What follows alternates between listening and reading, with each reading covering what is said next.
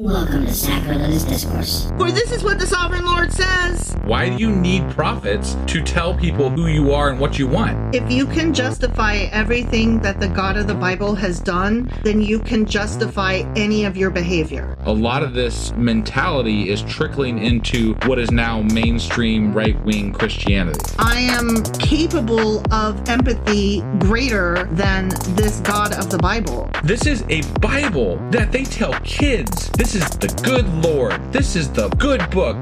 He is fantasizing about murder, mass murder.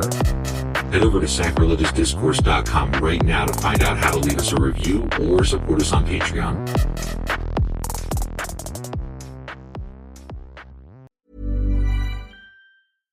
Hey Brian, do you know anyone that was once a teenage fundamentalist? Oh, Troy, you know that I was, because you and I have a podcast called I Was a Teenage Fundamentalist. Ooh, Brian, I sense the Lord at work here. He works in mysterious ways. So tune in to I Was a Teenage Fundamentalist, the official podcast for the Azusa Street Revival. I'm not quite sure that's true, but it is available wherever you get your podcasts. You know, as a busy mom, there are lots of ways you can help yourself fall asleep. You could stare blankly at the ceiling and replay every conversation you've ever had, count sheep, have a debate with your pillow, give up caffeine, try acupuncture, and buy a weighted blanket that will make you sweat profusely. Or you could try some milk, which has nutrients that support healthy sleep. Visit GonnaNeedMilk.com for more info, and for everyone's sake, please don't give up caffeine. Hey, this is Paige from Giggly Squad, and this episode is brought to you by Nordstrom. It's a season of wonder all the way at Nordstrom. You'll find the best gifts for everyone you love, including tons of ideas under $100 and gift experts to help. Wondering what to wear? They have everything from cozy styles to party-perfect looks, along with free style help from their stylist. Plus, they'll make your shopping easy with services like in-store order pickup, gift wrap options, free shipping, and returns. Discover the wonder of the holidays today in stores and at Nordstrom.com. Nordstrom's Black Friday and Cyber Monday deals are on now. Enjoy huge savings on styles from UGG, Free People, Barefoot Dreams, and more. Up to 60% off. Husband, Wife! do you know what we're doing today? Well, we are starting a new book of the Bible. Sure as fuck are. Yeah, so what are we doing today? We're going to start Obadiah. And what else are we going to do today? We're going to finish Obadiah. It took you a minute. I was like, yeah. What? We have a plan? What? I thought for a second, I was like, did we plan a plan? What's a plan? No, it's just it's a short book. It's just funny. Yeah. It's literally one page, not one page front and back. No. Just the front of one page. Right. But that being said, we do have an announcement to make today. That is, we have a new patron. What? Yeah, and this patron deserves an entire book of the Bible. They do. Yeah. They do. So it's our first... what level was it? It was a million stars. Yeah, well, it's in the sky. Yeah, it's the highest. They're our highest donor thus far. Yeah.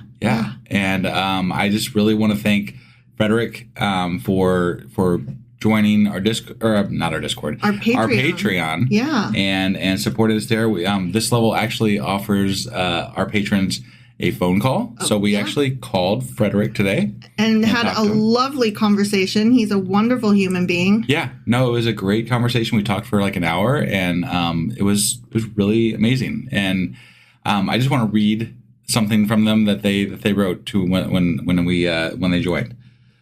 So he says, proud Appalachian atheist here, former Pentecostal holiness, snake handling, tongue speaking, faith healing, fire and brimstone preaching preacher, turned gay heathen. Often I find myself bitching at you all as the former apologetic, not that I believe what I'm saying, just to entertain myself. I wish I could have experienced something like this during my deconstruction days. I would have educated myself much sooner and broke free from the generational trauma caused by religion, and in particular the call to Pentecostalism. So this is my support for the good fight and the righteous fight that we have been ordained by logic and reason to do. There's more, but I thought that was a great little, that is so perfect. And perfect for the times too, because now more than ever, as the saying goes, we really do need to fight the good fight. And it's daunting, with what we're up against. But people like Frederick make it just so humbling and exciting at the same time. Definitely. And I can't be thankful enough for this, but I do want to say that with support from people like Frederick and people that have been supporting us for quite some time now, it does make a difference. We really are able to do more. We are able to bring more to this and get the word out about our podcast more. So every donor, every person who donates helps us tremendously. Absolutely. And if you want to help out as well, and are able, go to patreon.com/sacrilegious discourse. We have plans starting as low as $1 a month. Now the free or the ad-free stuff starts at $2 a month. But just for $1 a month, you can help support our, what we're doing here and move things forward a bit for us. So. And also get free access to the Patreon only episodes that we do. Yeah. And we're in the middle of a really cool series right now that we just started called Cults versus Religion. Yeah, which we'll be doing another episode this week. So. Yep.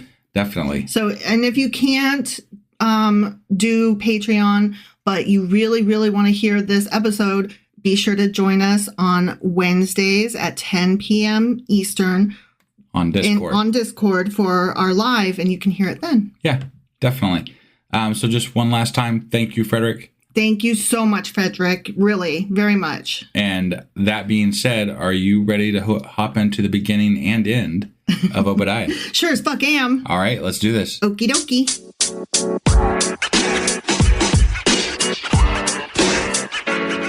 All right, let's hop into Obadiah. Let's do it. Okay, but before we hop into Obadiah, okay. I thought I'd give a little bit of who dat. Yeah, sure. Or as the Bengals say, who day. I mean, we are in Dayton, Ohio, so that we're is in relevant Buck to country. us anyway. Yeah. So this whole book, chapter 1 book, is about judgment against Israel's brother, the humbling of Edom. Okay. Oh, okay. Yeah. So we're going to bitch at the Edomites some more. So we got a whole book of the Bible dedicated to bitching at the Edomites? To be fair, it's only a page. So, yes. No, yeah, I got it. The book of Obadiah is a prophecy concerning the fall and the subsequent divine judgment of Edom, a mountain-dwelling nation whose founding father was... Edom? Esau. Yeah. I don't. Why did you put me on the spot like that? Wife looks at me like she wants me to answer the question. I'm like, I don't fucking know. I wanted you to Who was it? guess, or a lot of times you do remember. Got it. Yeah. Esau, and that was Jacob's brother. Right. So yeah. The one who actually should have got the birthright, if we're being honest. Right. The hairy dude. Yeah, that's the one. Because no, I remember because he put it. Yeah. Okay. He put the, what was it, some other... Jacob put some hairy animal arm skin on himself. Yeah, he created hairy hair for him. To steal the birthright. Yeah. Right. So authorship of this book is attributed to Obadiah, who describes an encounter with Yahweh. However, didn't get very far. The date of composition is disputed and is difficult to determine due to the lack of personal information about Obadiah, his family, and his historical background, given that, again, this entire book is only one page. Go figure. A book of the Bible and a writer in the Bible is hard to verify and may or may not have lived when they thought they lived. And we have no idea when because it's only one page long. Yeah. The date must therefore be estimated, of course, based on the words within the prophecy itself. Okay. Okay. So Edom in this chapter is about to be destroyed due to its lack of defense for its brother nation Israel, which, I mean, that's what we've been reading about thus far. Yeah. And that was when it was under attack. So there are two major historical contexts within which the Edomites could have committed this act. Okay. So knowing that helps us place it with either one or the other, and historians prefer one to the other. Got it. If I had to guess, we're talking about either the Syrian invasion or the Babylonian invasion. Oh my God, you're smart. Yeah. And if I had to guess also, based on where it is in the Bible, probably they choose the Syrian invasion? Let's read this little bit and find out. Okay. All right. So the first time period was 853 to 841 BCE, when Jerusalem was being invaded by the Philistines and Arabs during the reign of Jehoram of Judah. And that bit was described in Kings chapter 8 Kings chapter 8 and 2 Chronicles chapter 21. Okay. Or the other time period was during 607 to 586 BCE, when Jerusalem was attacked by Nebuchadnezzar of Babylon, which led to the Babylonian exile of Israel as described in Psalm 137. Okay. Yep.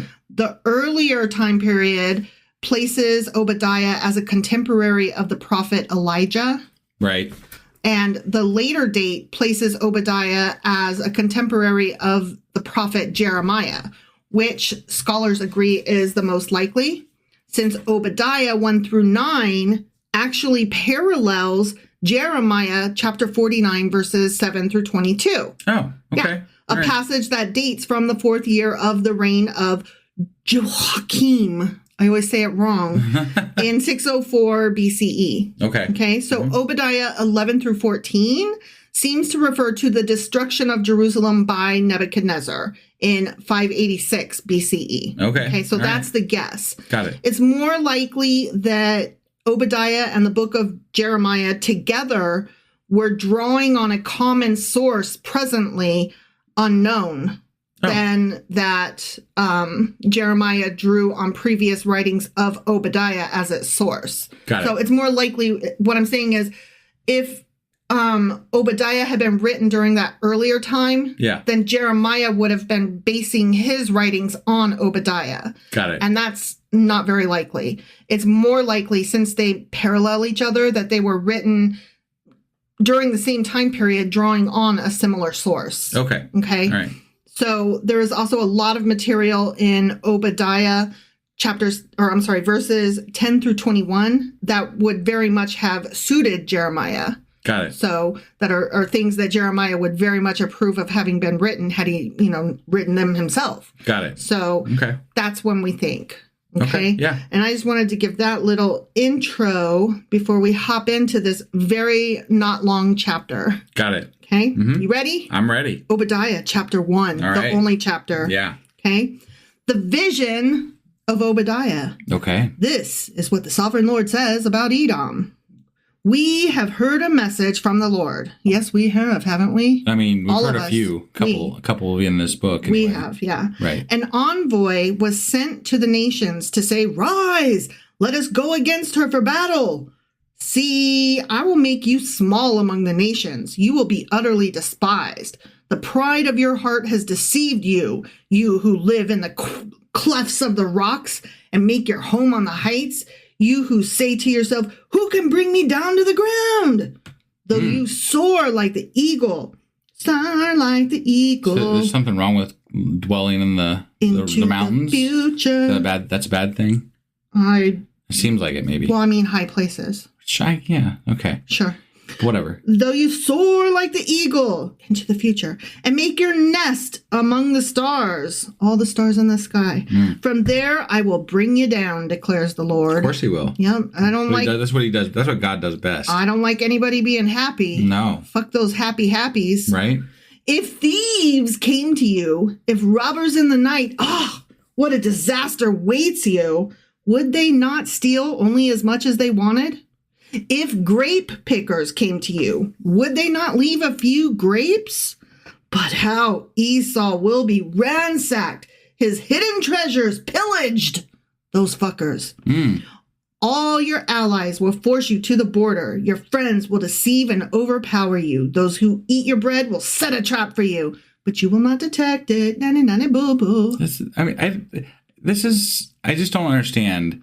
God loves to tell people, hey, you're going to be destroyed. I know. You're not going to even know it's going to happen, and you're going to be destroyed. Yep. Death is a coming. But it's never for anything that justifies. Okay, look. There's nothing that justifies people dying. unless you're fighting someone specifically to keep them from killing you, right? Like that, there is nothing really that, in my mind, rises to the level of these groups of people deserve to die. Right? But all throughout the Bible, we talk about how God thinks these groups of people deserve to die. Yeah. And it's disgusting to me. Here's the thing. I can see how people can get there, because let me just present you with this example. Okay. What are those movies that Keanu Reeves is in where he's a gangster because he's trying to get out of it, but somebody kills his dog, right? That his wife gave him before she died. Yeah, that was oh my God. There's 4 of them. What are they fucking called? Yeah, I completely am drawing. We just talked about this last night. I know. Now I'm drawing a complete blank. So. Okay, but everybody knows the Keanu Reeves movie where his dog died. Right? Yeah. And then there's 4 movies of him going after all the other gangsters because they're all coming after him because he killed the guy who killed his dog, and that like turned on a gang war, what the fuck ever. Yeah. So 4 movies because his wife died and left him a dog that a gangster killed. Okay. Right. Yeah. And we're all like, yeah, get him, Keanu Reeves. And we're all like cheering it on. Now, I love those fucking movies. They're very violent. They're somewhat gory. They're not a lot of like sex and boobs in it and stuff, so that's cool. John Wick, there you go. Yeah, thank you. But I mean, we are, as we watch the movie, cheering on him killing other people. That's true. That's not to say we want to see that in real life, right? But the fact that we all think that movies like that are entertaining and good fun doesn't necessarily speak well of us as a people. You know what I'm saying? And again, I'm saying that as a huge fan of both Keanu Reeves and John Wick movies. Okay. All right. I mean, I see your point, but and you know, I guess in society's / our defense, right? We see the people that these folks that we cheer when they kill them, that they deserved it, right? Sure. Which okay. So in the Bible, I'm playing. You're I'm playing this along. up here. Yeah, play the game. In the Bible, they view that these people deserve this, sure, right? So they cheer on these deaths and these conquerings and what have you, right? I'm not trying to say it's right. I'm trying to say, are we really the ones who want to cast those stones? Because it's not a very far drop in my mind. Yeah. No, I see where you're coming, but my only argument to that, it would be that this is a God doing this, right? A quote unquote perfect God, one that is supposed to know our hearts, know everything about everybody, and know how everything works, right? And yet this God, who is apparently perfect, takes glee, takes joy in these deaths and continues to do them, even though he might be able to probably should be able to find a different way around it, given the fact that he's a God. Sure. That's all. No, so and that would be my only argument. And I get you made a good point. That's if you are arguing with a theist, right? Sure. If you're arguing with a theist, it's like, yeah, but your God is so violent, blah, blah, blah. But if you're just arguing with somebody else who's defending the Bible, then it's like that God is clearly based on man and man is violent. Right. No, I mean, then that's exactly right. I mean, I think that's when we walk the line about talking about both of those sides of things, where either we're talking about God's point of view or we're talking about the fact that it was written by man. Right. And if we are talking about the fact that it was written by man, it reflects man's violence. Yeah, it reflects why we enjoy John Wick movies. Yeah, even when we know better, as you and I do. Right. No, that's you can enjoy. I mean, I don't support the death penalty. Right. Yet I do enjoy the John Wick movies. Yeah. So I mean, that's why I thought it was a great example, because we are supposed to so sympathize with his character. I mean, he was in this lifestyle and walked away from it, and clearly, is a good guy on the right side. And his character is presented as, having loved his wife so much that, he wanted to disappear inside of himself, and she knew that. So that's why she left him a dog. Yeah. And he did love that fucking dog so much that's why he was heartbroken. Like, it's such a sympathetic character that it is the best example of, we want him to kill those guys. Right. And that is not nice. That is not good. Yeah. You know, I have such mixed feelings about it because I have to, you know, put on my audience enjoying just a good story hat and take off my moral person with a decent heart who wants to treat people correctly, even when they don't deserve it hat. Right. Yeah. No, that was an excellent point. Thank you. Oh my gosh. You're giving me that glow. Oh my gosh.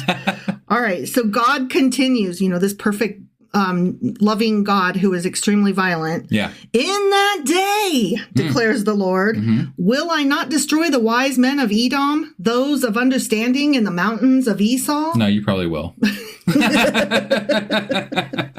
Your warriors, Taman, will be terrified, and everyone in Esau's mountains will be cut down in the slaughter. I mean, the evil laughter just has to follow up, right? Right. Now, I don't know what Timon or Taman is. But I'm assuming we'll find out in our Q&A. Probably, yeah. It's a place. Right. That's all. Okay.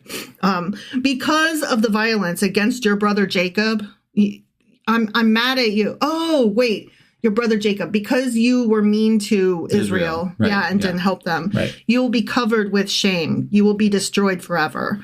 The way he said that, like, I thought that just for a second that he was like literally talking to Esau and his brother Jacob. And I was like, wait, you're mad at Esau in that? Because that was Jacob. I do think it's funny the way he says that he'll be covered by shame. You'll be destroyed forever. Yeah. Right? Like, which is it? Yeah. Are you going to kill everybody or are you going to cover them in shame? Which you're not. We all know you're not going to kill everybody. Well, he says destroyed forever. That doesn't necessarily mean dead. Like, there are worse things than death. Yeah, right. Yeah. I mean, they're going to be conquered for sure, right? Yeah. That's what's going to happen. Yeah. So.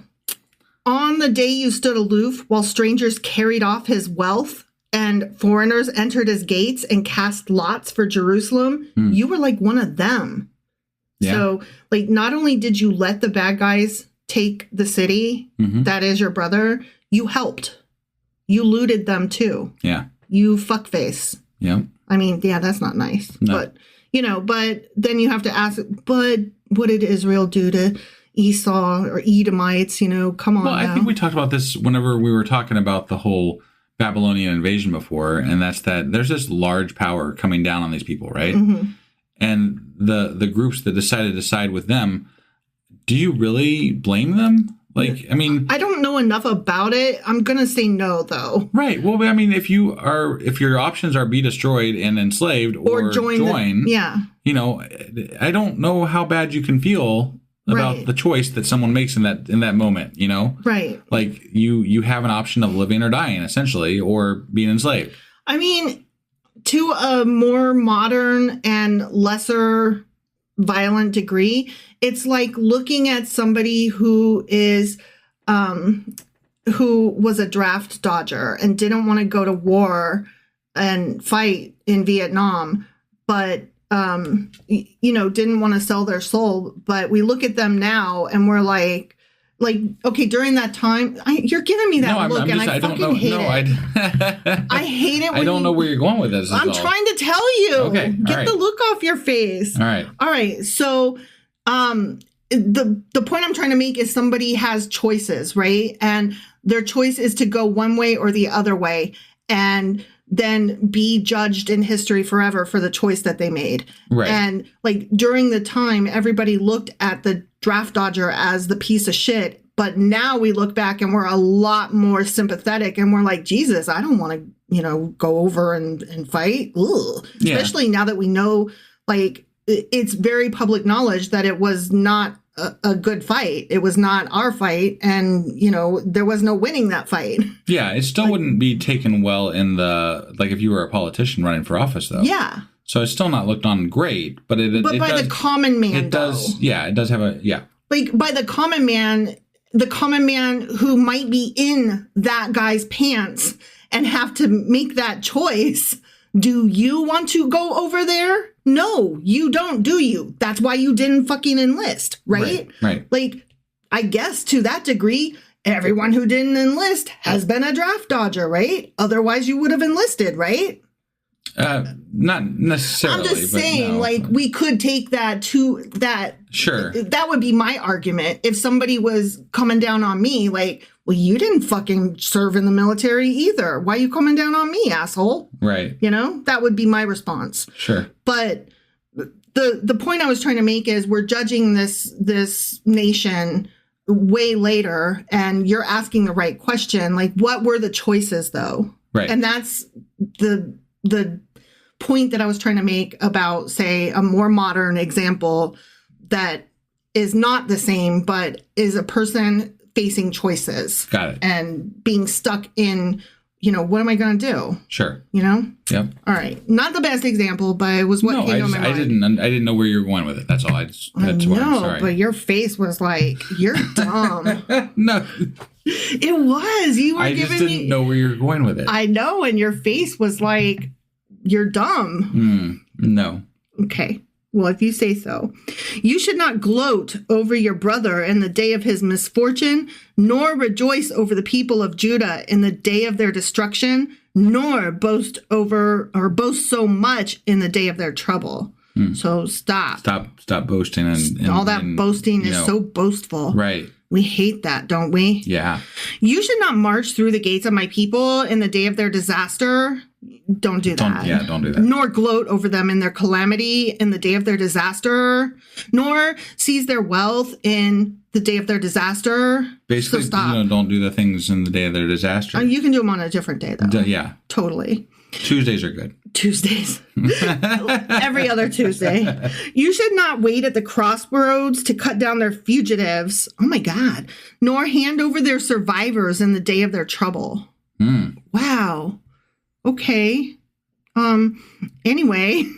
Well, I mean, like, they basically helped out. This is still them helping out whoever it was, the Babylonians or whatever. Mm-hmm. And, like, if people were trying to seek refuge in their land, they turned them over. Because if they didn't, they probably were going to face repercussions from the Babylonians, right? Right. So, or whatever group it was. Yeah, well, when it says, don't wait at the crossroads to cut down their fugitives, is that telling the Edomites don't cut down the fugitives?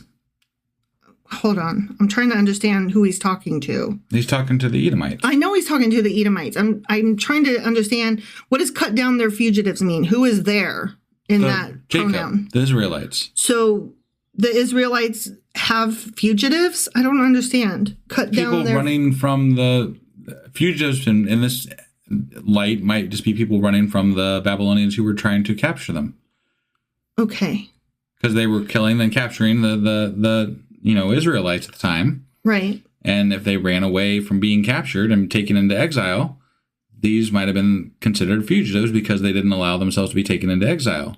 Okay, I see. I was confused because fugitive sounds like they belong to somebody. And so I didn't understand, like, they're fugitives. I don't know. I just wasn't following it. Sorry. Fugitive is just somebody who's running from the... I know what a fugitive is. I don't know what their fugitives means. Israel's fugitives. Okay. The fugitives of Israel. That would have been better phrasing to me. The fugitives of Israel, not Israel's fugitives. Because the fugitives don't belong to Israel. They just are fugitives. Got it. Of Israel. Sure. I don't know. I don't like the phrasing. Okay. You know how I be. Mm-hmm.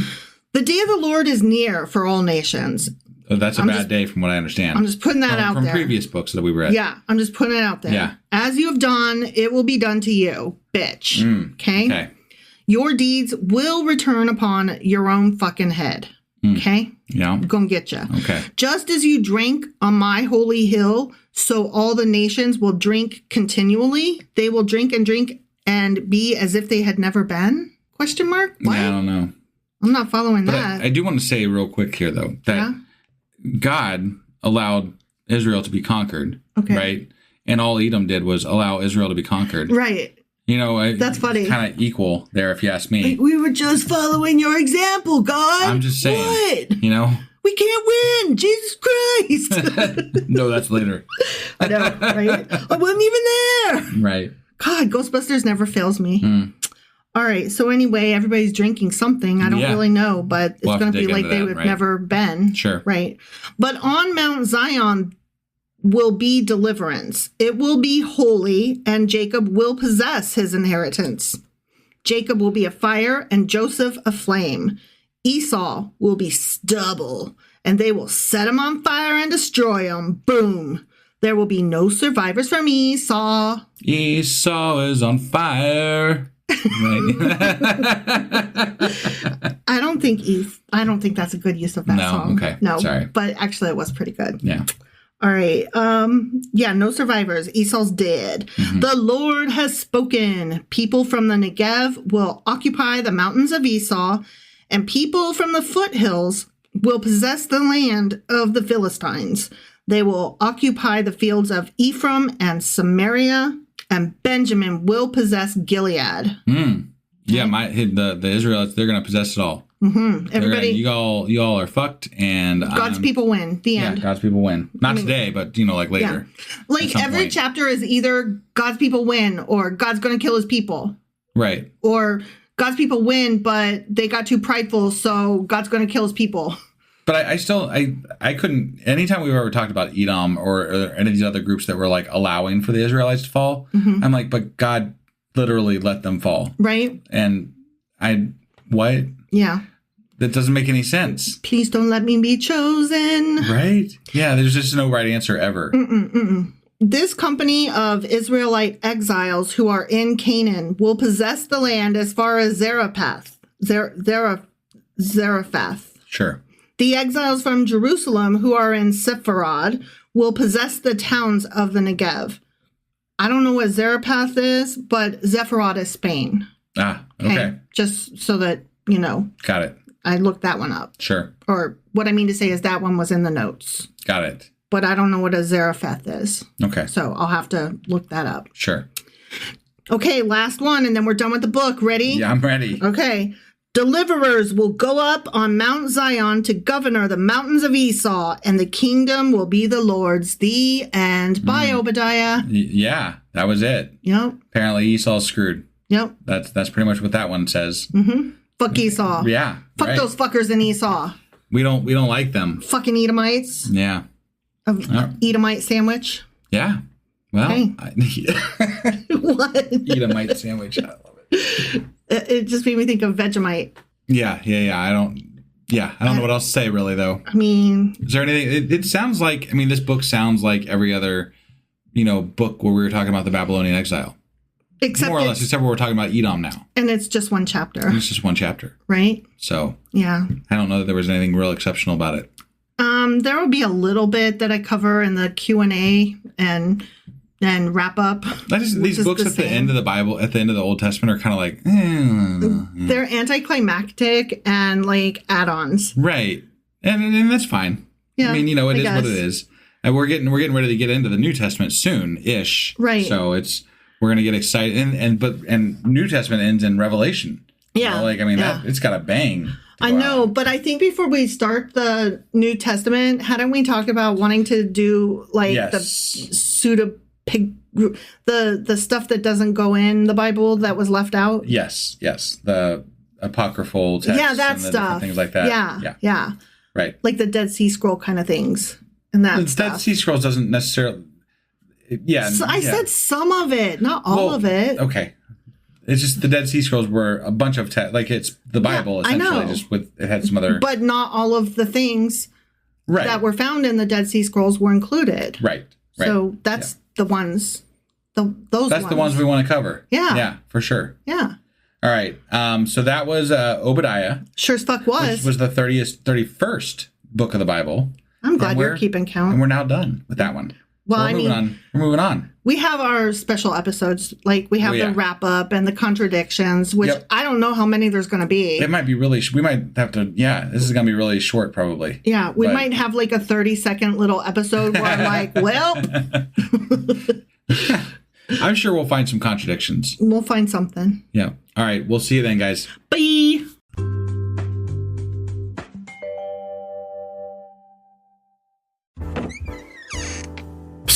Want to hear something you won't hear anywhere else? We're unlocking a secret world over here on our Patreon, where the stories get juicier and the laughs get louder. But this door is only for those with a key. The key to our Patreon. Head to patreon.com/sacrilegious discourse to unlock bonus episodes, behind-the-scene goodies, and a whole lot more. Yay! For just $2 a month, you can support the show you love and get a VIP pass to our inner circle. What are you waiting for? The party's just getting started over on Patreon. Husband! Wife! Do you know what we're doing today? Well, amazingly, we just finished an entire book of the Bible in one fucking day. One episode. Yeah. Boom. There go Obadiah. There go Obadiah. Yeah, so that must mean that today we're doing a Q&A and a wrap-up. Not on Saturday, because what the fuck? That was really good. I know, right? I'm impressed. That was right off the top of the old dome. Yeah. The potato dome. So do you have some good questions and wrap-up stuff for us today? I do. I have some interesting extraneous data that is probably pointless, but that I found interesting, and you probably will be like, why do you always do that? And I think that other people will be like, husband, it is interesting. Stop. Okay. Okay. So that's how you think this is going to go? Huh? Yeah. Okay. Well, let's go find out. Okay. All right.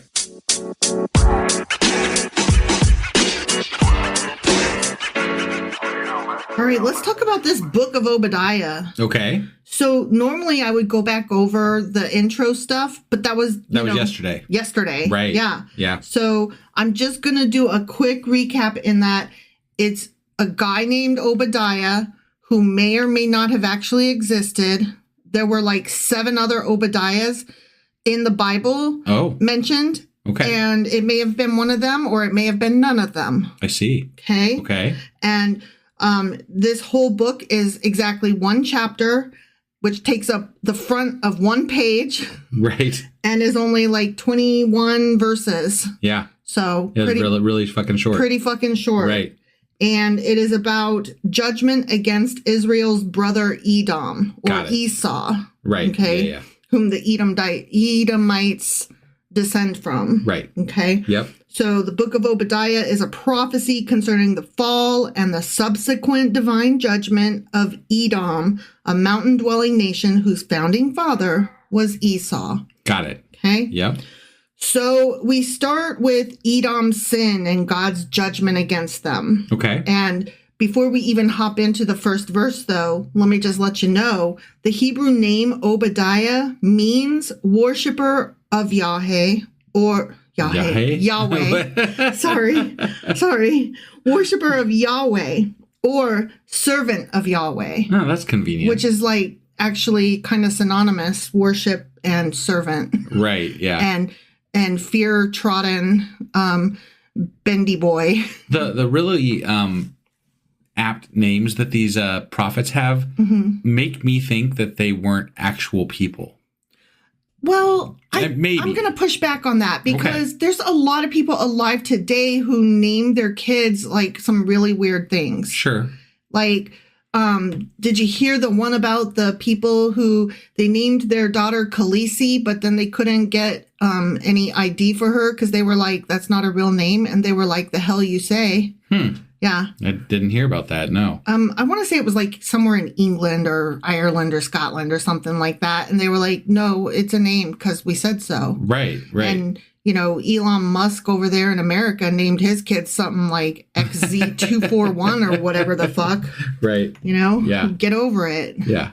So, I mean, people name their kids after other people. Well, and I guess I'll push back on my own idea because I think a lot of the prophets were generally, it was kind of like a birthright to be a prophet somewhat. Mm-hmm. Like it stemmed from your lot in life at some level. Yeah. Right? Yeah. So maybe the parents would name their kids with the knowledge that they're probably going to end up being a prophet. Right. You know what I mean? You're going to be something in the church because that's the way it goes. Right. Yeah. Because our family is of the church. Right. So it's kind of like naming your kid Winner. Yeah. You are going to be that. Yeah. So either they were completely indoctrinated insofar as like all the way to the name, their name that their parents gave them, or they were kind of made up. Yeah. One of the two. Yeah, that could be. That's how I see it anyway. Sure.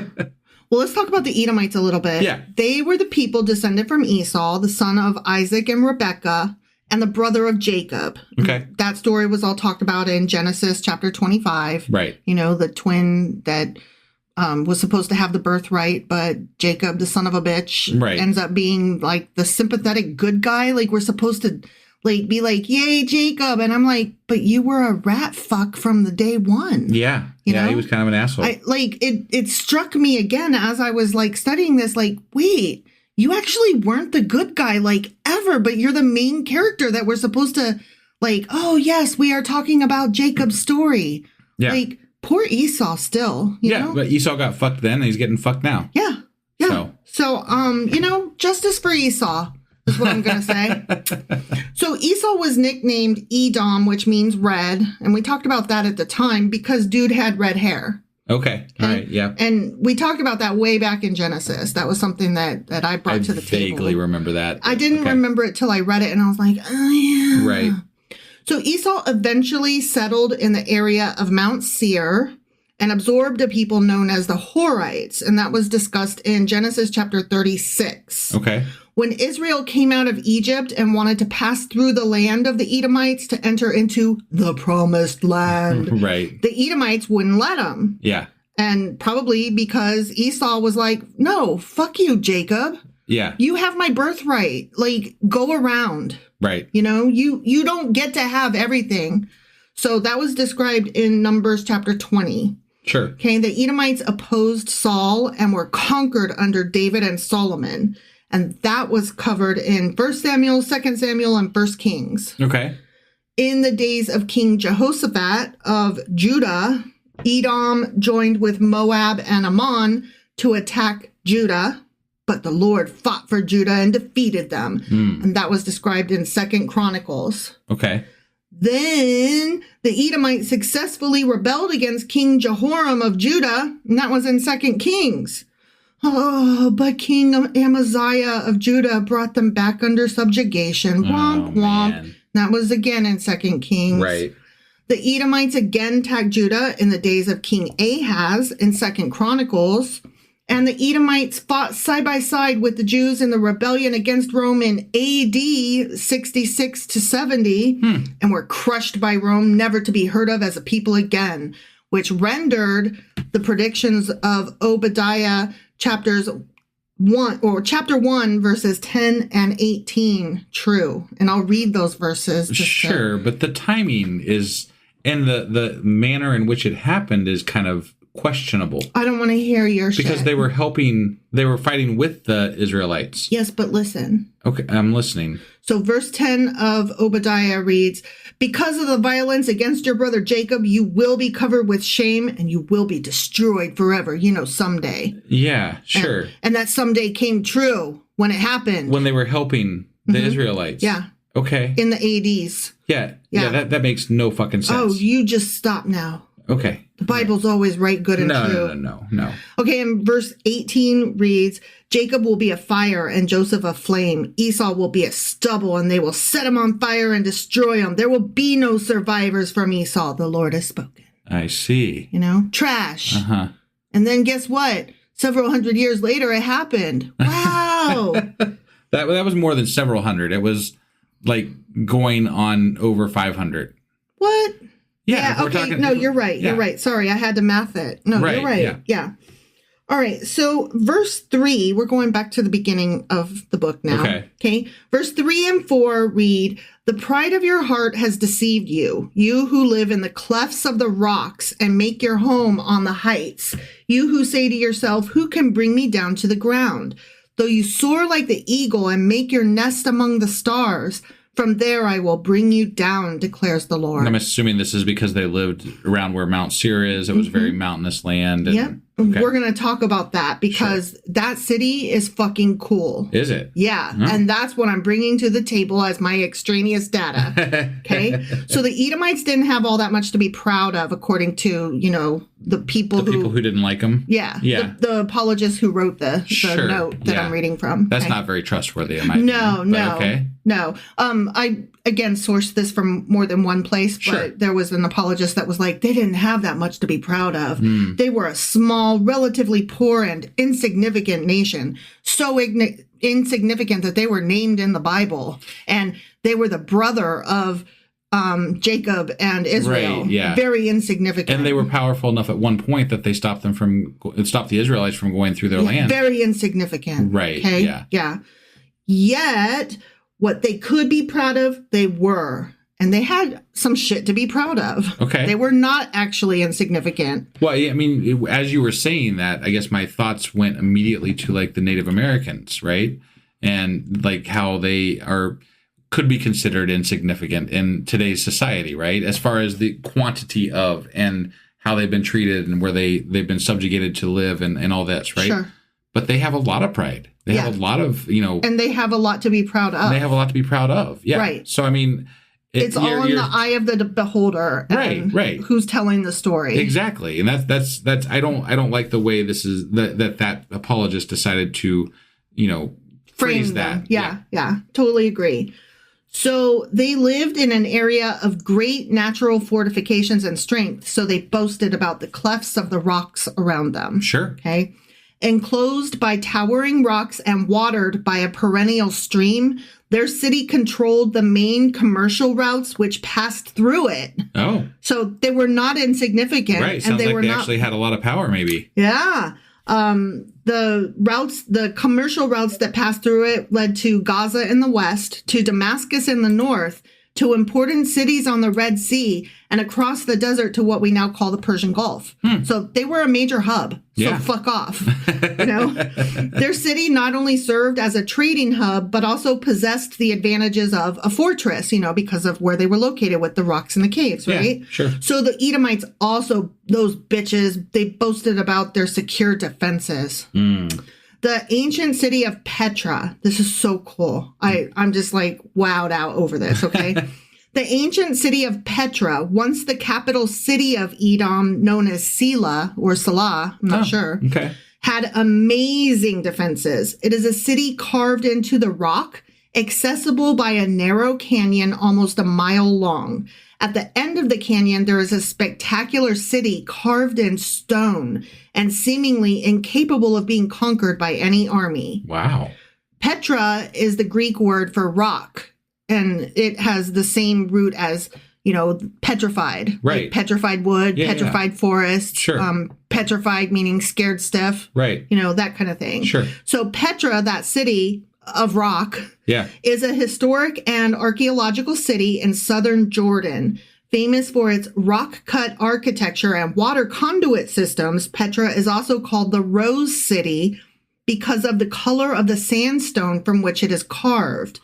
The city is one of the new 7 wonders of the world. Wow. And a UNESCO World Heritage Site. Wow. Right? Like, I got goosebumps reading that out loud. Yeah, sounds like that apologist really undersold the importance and longevity of this place. Yeah. Right. So the Edomite site excavated at the top of the El Bayara mountain at Petra was established no earlier than the 7th century BCE. The area around Petra has been inhabited from as early as 7000 BCE and was settled by a nomadic Arab people in the 4th century BCE. Okay. Petra is listed in various Egyptian campaign accounts dating from the Bronze Age, and the Bronze Age lasted about 2,000 years from 3300 BCE to 1200 BCE, just to put that in context. Sure. The Iron Age lasted between 1200 and 600 BCE, and in that time period, the Petra area was occupied by the Edomites. Okay. The configuration of mountains in Petra allowed for a reservoir of water for the Edomites. Like I said, they had that perpetual stream just coming in. Yeah. So they had fresh water right in their little city, just flowing all the time. Very cool. This made Petra a stopping ground for merchants, making it an outstanding area for trade. Items of trade included wines, olive oil, and wood. I'm so sorry, but why were they insignificant? Fuck off. Sounds like they had a lot to be proud of. Yeah, definitely. Initially, the Edomites were accompanied by nomads who eventually left, but the Edomites stayed and made their mark on Petra. Petra would later become the capital city of the Nabatean kingdom in the 2nd century BCE. Okay.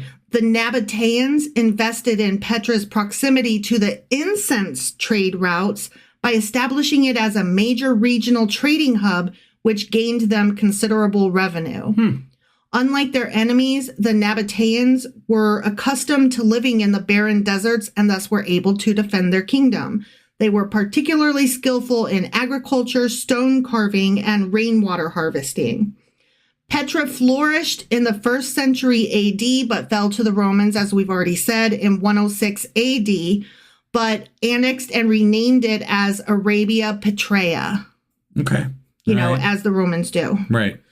Petra's importance declined as sea trade routes emerged and after an earthquake in 363 AD destroyed many of the structures. That's sad. Right? In the Byzantine era, several Christian churches were built, but the city continued to decline. And by the early Islamic era, it was abandoned except for a handful of nomads. I think it's Byzantine. Is it? I believe so. Okay. But I don't want to say that like with 100% authority, but I think that's Byzantine. Byzantine? Yeah. I always say Byzantine. I believe you. And I apologize. I could be wrong, but I'm pretty sure. Well, you know how I'm better in my head than out loud. The city remained unknown to the Western world until 1812. Oh, wow. When Swiss traveler Johann Ludwig Burckhardt rediscovered it. Huh. The fuck, right? Yeah.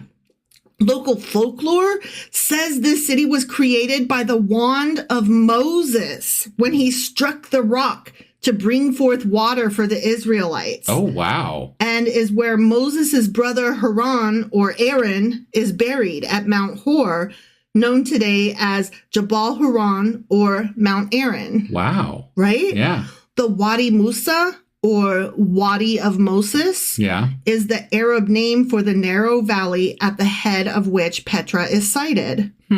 A mountaintop shrine of Moses' sister Miriam was still shown to pilgrims at the time of Jerome in the 4th century, but its location has not been identified since. But still, that's really interesting. Right? Yeah. Yeah. I was like, oh my God, everything about this city is cool. Yeah. New evidence indicates that broader Edomite and thus Nabatean theology had strong links to Earth-Sun relationships, often manifested in the orientation of prominent Petra structures to equinox and solstice sunrises and sunsets. Okay. Kind of like how we discovered, Stonehenge. How we discovered, it's not just a random circle of stones. They're actually a fucking calendar. My bad. You said manifested. I don't know that word. Is that a... Manifested. Manifested. Okay. Manifested. You said manifested. Well, you know, that's how I be. Sorry, I wasn't sure, but I thought maybe that was the wrong word. Sorry. Sorry. I'm doing a lot of fuck ups. It's okay. I think my brain is regressing, honestly. Maybe I'm like RFK and I got a brain worm. There you go. Yeah. So anyway, these folks were they were worshiping sun and moon gods and goddesses. Okay. Much like the later Greeks and Romans. Right. So location, fortification, those are things that the Edomites boasted about. They also boasted about their wisdom. The men of Edom, especially of the city Taman, were noted for their wisdom. The phrase, quote, men of the East, which has been something we've heard in the Old Testament, often refers to men from Edom, and passages like 1 Kings chapter 4, verse 30 declare the great wisdom of the men of the East. And I'm going to read that verse.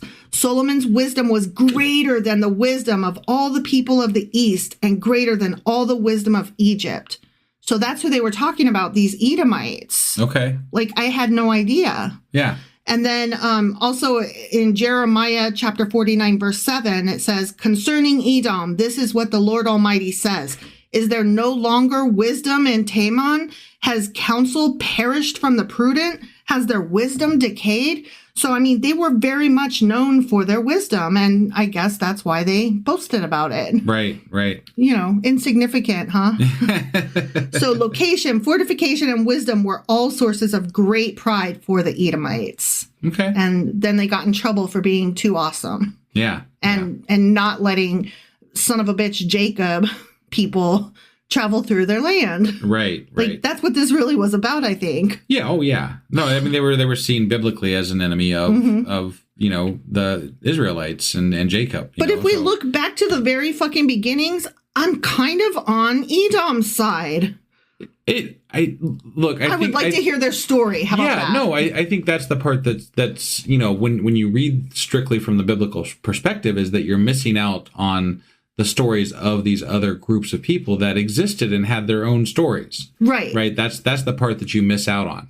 Well, and I hate that like they're like, yeah, and Jacob was a son of a bitch and stole the birthright. And isn't that great? And Jews descend from him to this day. And they're a great people. And I'm like, hold on. Rewind just a sec. What? Right. Why is he a hero again now? Why is he great? Well, and that's something that I personally have thought about, is that because you know how much I love history. Mm-hmm. I would love to do, like, if we were doing this full time, I would love, like, as far as we had full time to dedicate to the podcast as opposed to doing it in our spare time, right? Yeah. I would love to do a series on the history of the Bible, but by the history of the Bible, I mean the history surrounding the Bible. Like, what was happening actually in the world that we're not talking about in the Bible? Yeah, when something comes up, I'd rather talk about, like, take what I would love to do is take the timeline of the Bible, right? And then take the things that the people that interact with the Israelites and talk about those events, talk about those people, talk about those cultures. From a historical reference point instead of the biblical reference point. Yeah, we can use the Bible as a timeline reference, but talk about the other side of it. Talk about the other cultures, right? Real quick, though, speaking of which, you said something about the Romans being sun and moon worshippers. You know, they were only, like, after they conquered the Edomites, which you said was 66 CE, I believe, or thereabouts. I already don't remember. Or no, it was like 10 something. It was 100 something. I'm sorry, I don't hold numbers. No, that's all right, but it was 100 something. So, but the Romans actually became Christian more or less shortly after the 300 CE timeframe. So they were only, like, actually worshiping Roman gods for, like, maybe another couple hundred years after that. That's very interesting. So, just FYI. Because, like, we always associate the Romans with the Greeks, and, they all had the same gods and goddesses. More-ish. Yeah, they were different names, but yeah. Right, but they serve the same purposes. Right, yeah. And so in my head, that's just what they do. And I never thought of the Romans as becoming Christian. Well, and the Greeks would have probably too, right? Because they had the Greek Septuagint, like, it became Greek Orthodox Church. Like, there's a whole Greek aspect to the. No, you're right. Of course, when we call them Christian, we're referring to Catholicism, not the Christianity of the Americas as we know it today. Right. And that's an important distinction to make because it ain't the same. Right. And it's actually, Catholicism is quite pagan and is where the early adoption of turning the Greek and Roman religions into something that they could all practice together. Yeah. That's where that all started. Right. So, again, the Christianity in the Americas today is not the same as the source of where it sprang from. Oh, yeah, definitely not. It's just, I forget that. Like, when they're like, blah, blah, blah, blah, blah, they became Christian. And I'm like, oh, but wait a minute. We need a different word. They became Christian, yes, but different Christian from what today is. They became Catholic. They became very early, like, still pagan. Sure. Sure. They became monotheistic and called it Christianity, which eventually developed into what America calls it today. Right. Like, that's just, like, a whole sentence that I need to keep in my head that I always forget about. Yeah. All right, let's move on. Sure. Okay, so we're leaving Petra behind, but it's always going to be in my heart. All right, so we're moving on, and then God gives his judgment against Edom and says it'll be complete. Okay? So God further states that no remnant will remain and that the enemy will search out his people and totally subdue them, and that none of their allies will stand by them. They suck and they'll be alone. See, that's where it goes wrong, though, right? Because they were literally allied with the the Israelites, the Nabaeans, and So yeah, whatever. Okay. Yeah. When the enemy soldiers plunder Edom, they will take everything. They will seize even the treasures that the Edomites have hidden in caves in the mountains. Edom prided itself in its political skill and military strategy. Its leaders thought they were cleverer than the leaders of neighboring nations and often used their cunning to cheat their allies, those cheaters. From the perspective of someone who doesn't like them. Yeah. Right. And who would rather be the one doing the cheating. Right. Yeah. Yeah. Cheaters always accuse others of cheating. How do you cheat at war anyway? I don't really understand that concept exactly. I don't know. I mean, there are bad ways to wage wars, I suppose. Well, in polite society, we have war crimes today. Yeah, and so if somebody commits war crimes, we would consider that a form of cheating at war. Definitely, but again, I think war is an atrocity in and of itself. Right? It's like we've agreed how to kill each other. There are only certain things that we can do when we agree to kill each other. What? Yeah, it's such a weird concept. It is. And it isn't, but it is. As long as we're going to kill each other, let's agree to do it as nicely as possible, but only sometimes and under certain circumstances. Yeah. And I mean, if either one of us can get away with cheating, totally that's fine. Well, yeah. And countries push the boundaries all the time, even today. So I'm like, so why not just not? Like, why are we pretending that murder in stages is okay? Right. Like, why don't we stop calling it war with human rights and stuff. And why don't we just call it murdering nations? We're going at murder. Everybody, sign up for the military and support your country and murder today. Yeah. I think even the most, let's take World War II, for example, right? Mm-hmm. Even the Allied side did some horrific things, right? We always hear the wonderful shit that the Allies did, right? Sure. The greatest generation. Right. But I mean, if you've ever read Kurt Vonnegut and you've read Slaughterhouse-Five, yes, you are familiar with the Dresden bombings, yes, right? And that was a horrific thing that the Allies did. Mm-hmm. Now it was in a battle against a horrific enemy as well, but it doesn't take away from the fact that we did something terrible to human beings, right? Like we did, we absolutely did, yeah. And there's no denying that fact, and it's. No matter how you cut it, it is terrible, and you can go through history. And I know that, we all as people in our own countries, we love to love our country, generally speaking. Sure. I'm not saying that that's across the board. You want to be proud of where you came from and glad that, your country is a place that you can call home. Sure. But part of my political awakening was realizing that the United States isn't perfect. The United States is far from perfect. Mm-hmm. We fuck up a lot. We fuck over people a lot. It's a thing that happens in our country where we do things wrong. Yeah. And it affects entire cultures, and it's just one of to me, there is no correct war. No. War is just bad no matter what. And we should do everything we can to possibly avoid it. Right. And I'm not saying that there aren't times that it's unfortunately necessary, in self-defense or in defending weaker people. Right. But we only seem to do that when we have a financial interest in it. And that makes it a little less noble, Yeah. Right.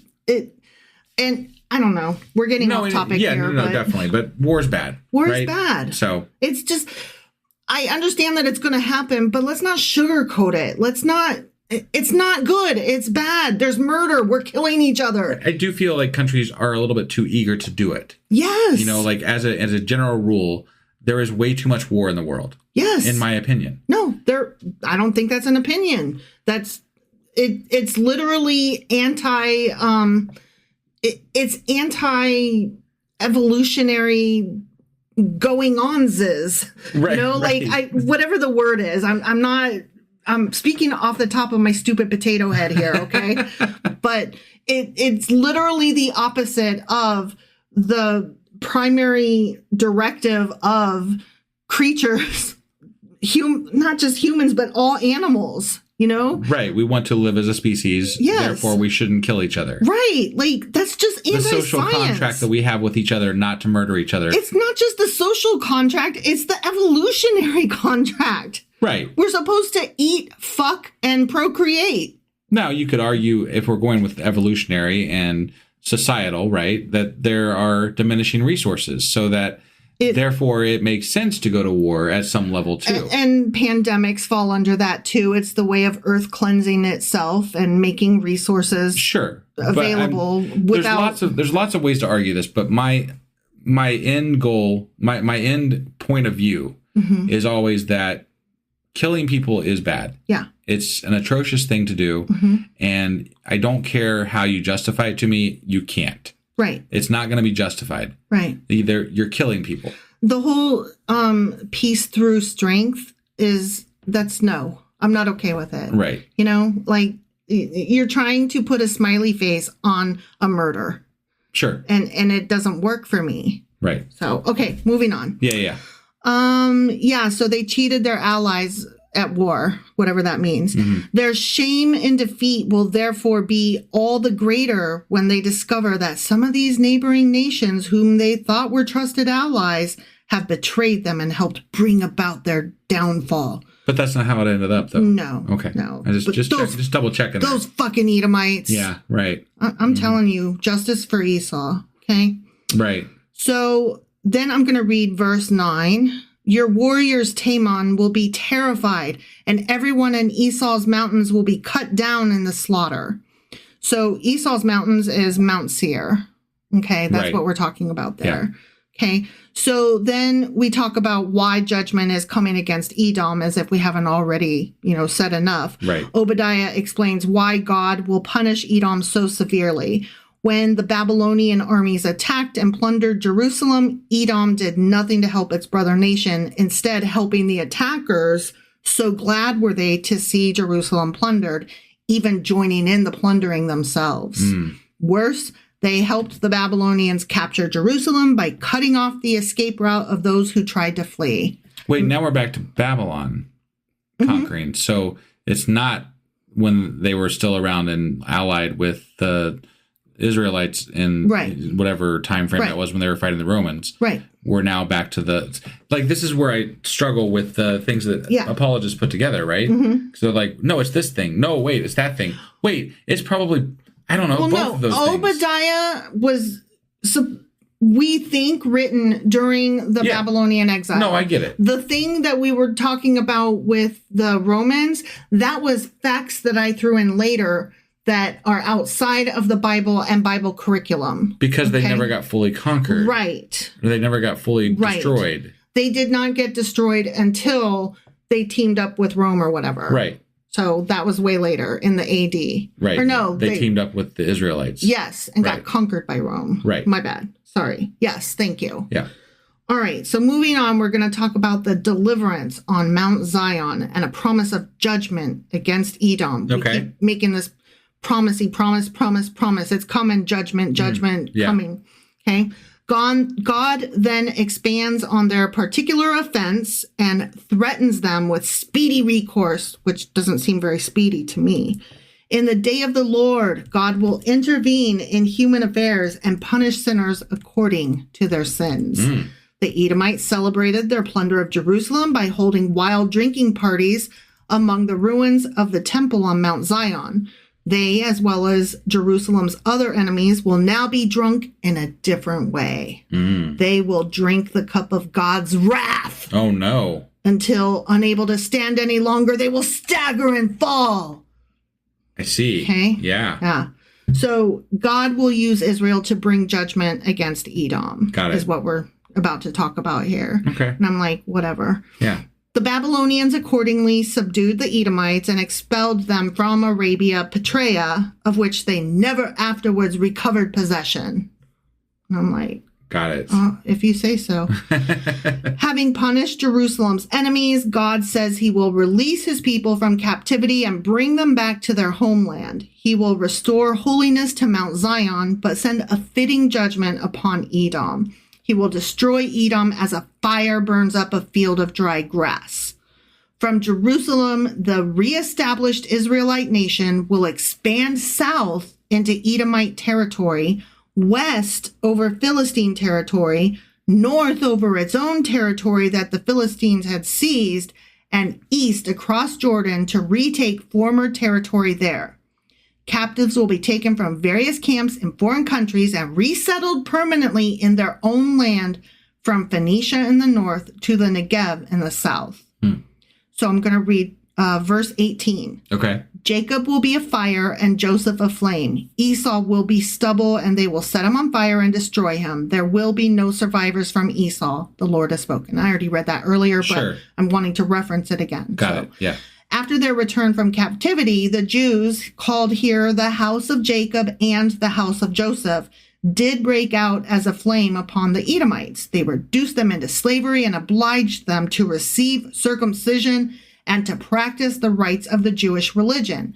Now, we're going to be reading about that in 1st and 2nd Maccabean. Oh, when we get into the Maccabees. Right, yeah. Which is the 1st and 2nd Maccabees. Apocryphal stuff, right? I don't know. I always forget. It is. Yeah. Okay. I'll go with you on that. I don't think it's apocryphal. I think it's in Catholic. It is. Yeah. So it's considered Bibles, apocryphal by the Christians, but not Catholics. Right. Even though Catholics are Christians.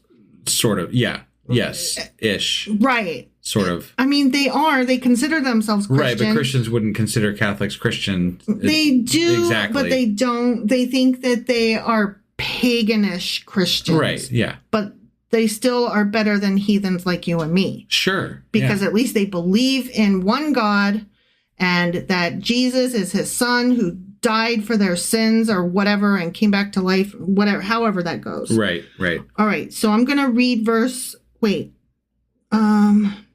that was 18. Now I'm reading verse 19 again. Okay.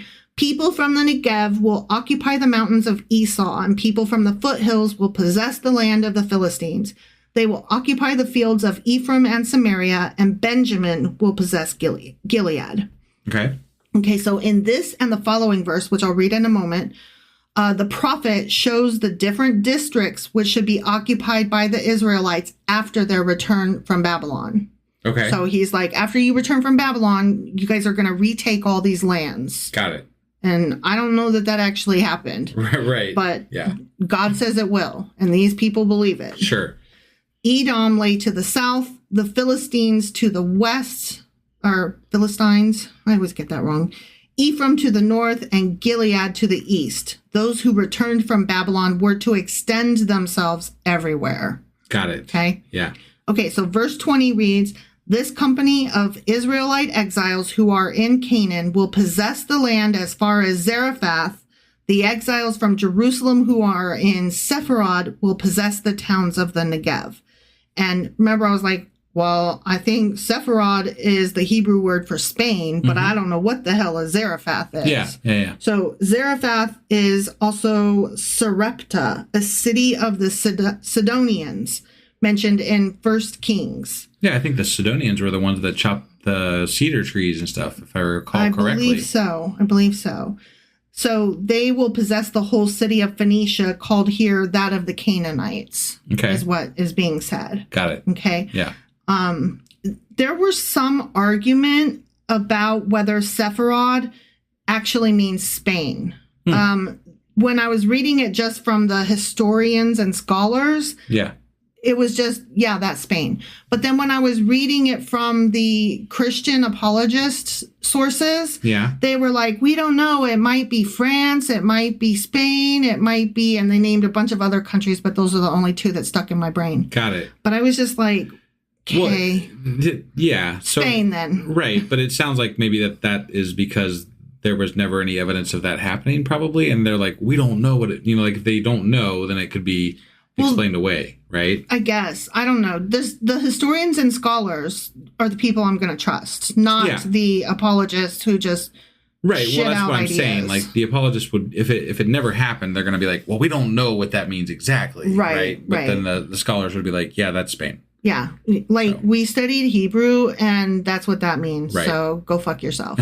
I mean, that's what I would say. If I knew Hebrew, and I was learning words and reading the Bible, and I knew that that was Spain, I would say to apologists, go fuck yourself. Yeah, right. Because I'm crude like that. Sure. All right. About to finish up here. Okay. Okay. The final verse in this whole entire book of one chapter is about the saviors coming to Mount Zion. The final verse contains a prophecy of the restoration of the Jews from Babylonian captivity and of Israel's victory over all their former enemies. The end. Isn't that just wonderful? Yep. So that's it. That's the book of Obadiah. Okay. That is a Q&A and a book recap. I actually, after listening to your information there, kind of want to see that city. I know, right? Like that is really cool. I want to see Petra. I definitely am going to look up some pictures. Yeah, after we're done. I looked up pictures too. It's really neat.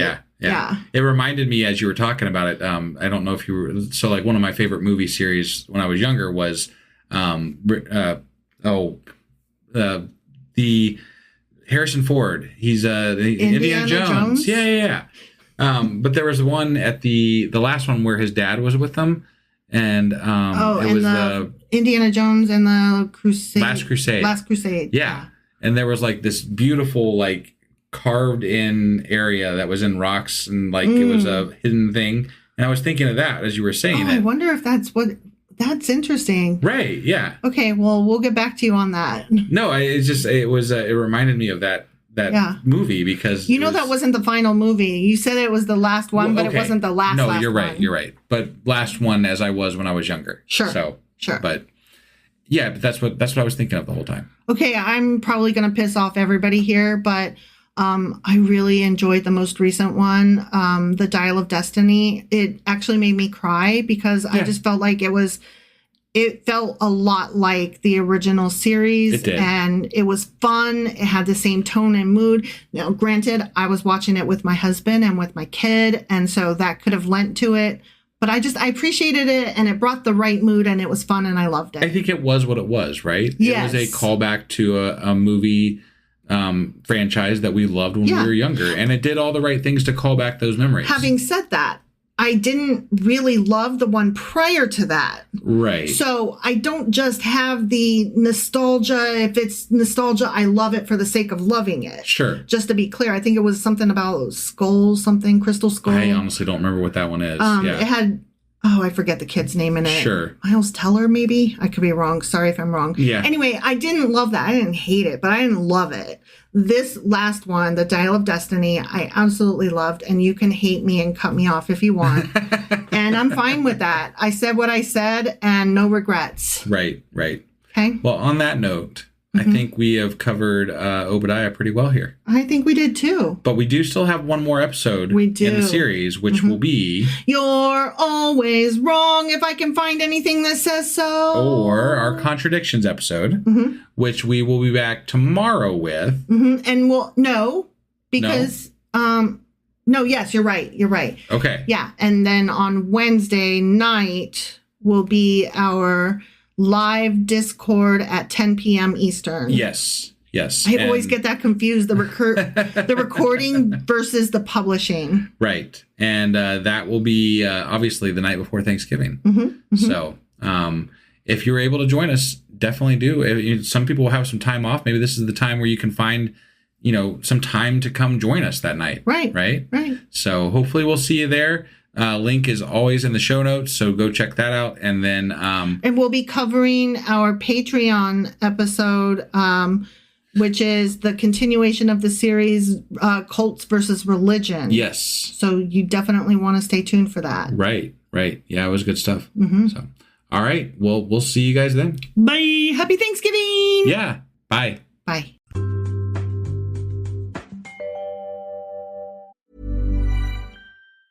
To make switching to the new Boost Mobile risk-free, we're offering a 30-day money-back guarantee. So why wouldn't you switch from Verizon or T-Mobile? Because you have nothing to lose. Boost Mobile is offering a 30-day money-back guarantee. No, I asked why wouldn't you switch from Verizon or T-Mobile? Oh. Wouldn't. Because you love wasting money as a way to punish yourself because your mother never showed you enough love as a child? Whoa. Easy there. Yeah. Applies to online activations. Requires port in and auto pay. Customers activating in stores may be charged non-refundable activation fees. You know, as a busy mom, there are lots of ways you can help yourself fall asleep. You could stare blankly at the ceiling and replay every conversation you've ever had, count sheep, have a debate with your pillow, give up caffeine, try acupuncture, and buy a weighted blanket that will make you sweat profusely. Or you could try some milk, which has nutrients that support healthy sleep. Visit GonnaNeedMilk.com for more info, and for everyone's sake, please don't give up caffeine. Husband! Wife! Guess what we're doing today? Well, I believe this is the last episode for Obadiah. It sure as fuck is. Which means that we're doing... You're always wrong. Or Contradictions, as I like to call it. Mm-hmm. And a pop quiz. And a pop quiz. I got an 80%. You got 80. Mm-hmm. Okay, well, I beat you last time. I know. So let's see. We'll see how this one goes. I expect you'll beat me on this one, too. I don't know. That one page was hard to remember. So we'll see. It was for me, apparently. All right. So you got some good contradictions for us today? I have exactly one contradiction. One contradiction. Okay. Mm-hmm. Okay. Mm-hmm. All right. Well, let's get into it. Okie dokie.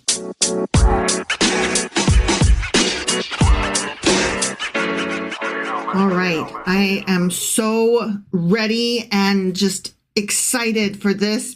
You're always wrong. All right. Yeah. That was good. Yeah. I appreciate the enthusiasm. Mm-hmm, yeah. Mm-hmm.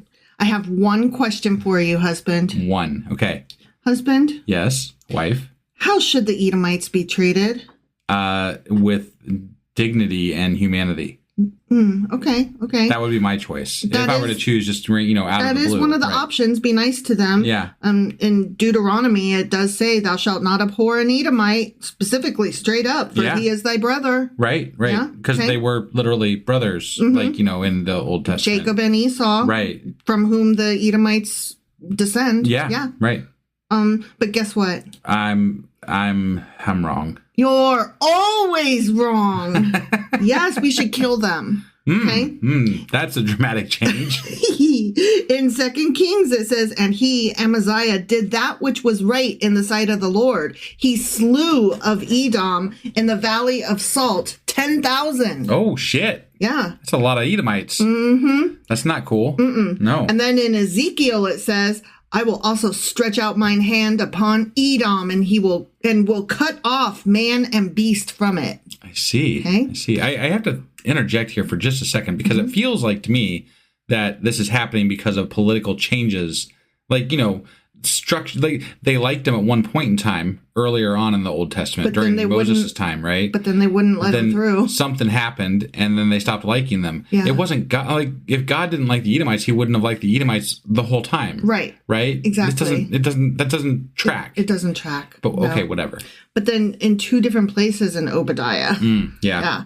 In Obadiah verse 1, it says, thus saith the Lord God concerning Edom, arise ye, and let us rise up against her in battle. And then in verses 8 and 9, it says, shall I not in that day, saith the Lord, even destroy the wise men out of Edom, and understanding out of the mount of Esau, that every one of the mount of Esau may be cut off by slaughter? Wow.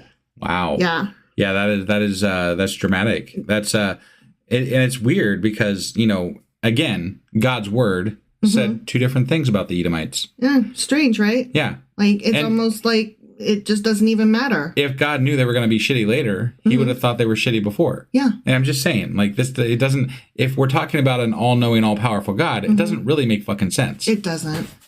All right. Well, that's all I have for the You're Always Wrong section. Okay. Would you like to move on to the pop quiz? Might as well. Okay. Yeah. I mean, this was a short short book. It was a short book. I wouldn't even call it a book, generally speaking, except for that it's a book in the Bible. Right. So it was a page in the Bible. Yeah, it is. Yeah. All right. Number 1. Why would shame cover Edom according to Obadiah? Multiple choices. Ready? Okay, yeah. Idolatry, sacrilege, violence done to his brother, and ignorance. Let me read that again for our friends playing along at home. Sure. Why would shame cover Edom according to Obadiah? Idolatry, sacrilege, violence done to his brother, or ignorance? I think it was violence done to his brother. I'm pretty sure that was the right answer. And that's the one I guessed. Yeah. All right, number 2. According to Obadiah, what has deceived Edom? Pride of heart, prosperity, trust in horses, or wisdom? I love the answer, trust in horses. Right? Let me read that again. Yeah. According to Obadiah, what has deceived Edom? Pride of heart, prosperity, trust in horses, or wisdom? This is a tough one. And my heart wants to go with trust in horses. But I'm going to say prosperity. You're wrong. Am I? Wow. That sucks. That was one of the easy ones. Well, I screwed that one up. You did. All right, number 3. According to Obadiah, what shall the house of Joseph be? Wind, stubble, flame, or water? Okay, Let me read that again. Okay. According to Obadiah, what shall the house of Joseph be? Wind, stubble, flame, or water? Well, I think I kind of remember this one, so I'm going to go with stubble. I think that's the one I picked, and I think that's wrong. Really? Yeah. Huh. Yeah. Okay. Well, I might be failing this one. I don't know. We'll see. Yeah. All right, number 4. According to Obadiah, where shall Benjamin possess? Negev, Gilead, Ephraim, or Samaria? Oh, shit. Right? God. Yeah. I had to guess at this one. Yeah. According to Obadiah, where shall Benjamin possess? Negev, Gilead, Ephraim, or Samaria? I'm going to go with Negev. I think that's the one I picked, and I don't remember. Right. Yeah. Yeah. Number 5. According to Obadiah, whose mighty men shall be dismayed? Israel, Egypt, Teman, or Syria? Let me read it again. Okay. According to Obadiah, whose mighty men shall be dismayed? Israel, Egypt, Teman, or Syria? I will have to go with Egypt. Okay. I don't know the answer to that. These are tough questions. These are hard. Yeah. I feel like I'm going to completely bomb this test. Right? Yeah. It was pretty hard for a one page. It is, yeah. Like, wow, we did not study hard enough. No, I suck. Same. Yeah. Number 6. What was the first thing the Lord said he will do to Edom according to Obadiah? Okay, ready? I'm ready. I will make you small among the nations. I will be your God. I will put my mark on you, or arrow will consume you. Let me read that again. Yeah. What was the first thing the Lord said he will do to Edom according to Obadiah? I will make you small among the nations. I will be your God. I will put my mark on you, or arrow will consume you. I believe it was he was going to make them small among the nations. I think that is correct, and I think that's what I got. Okay.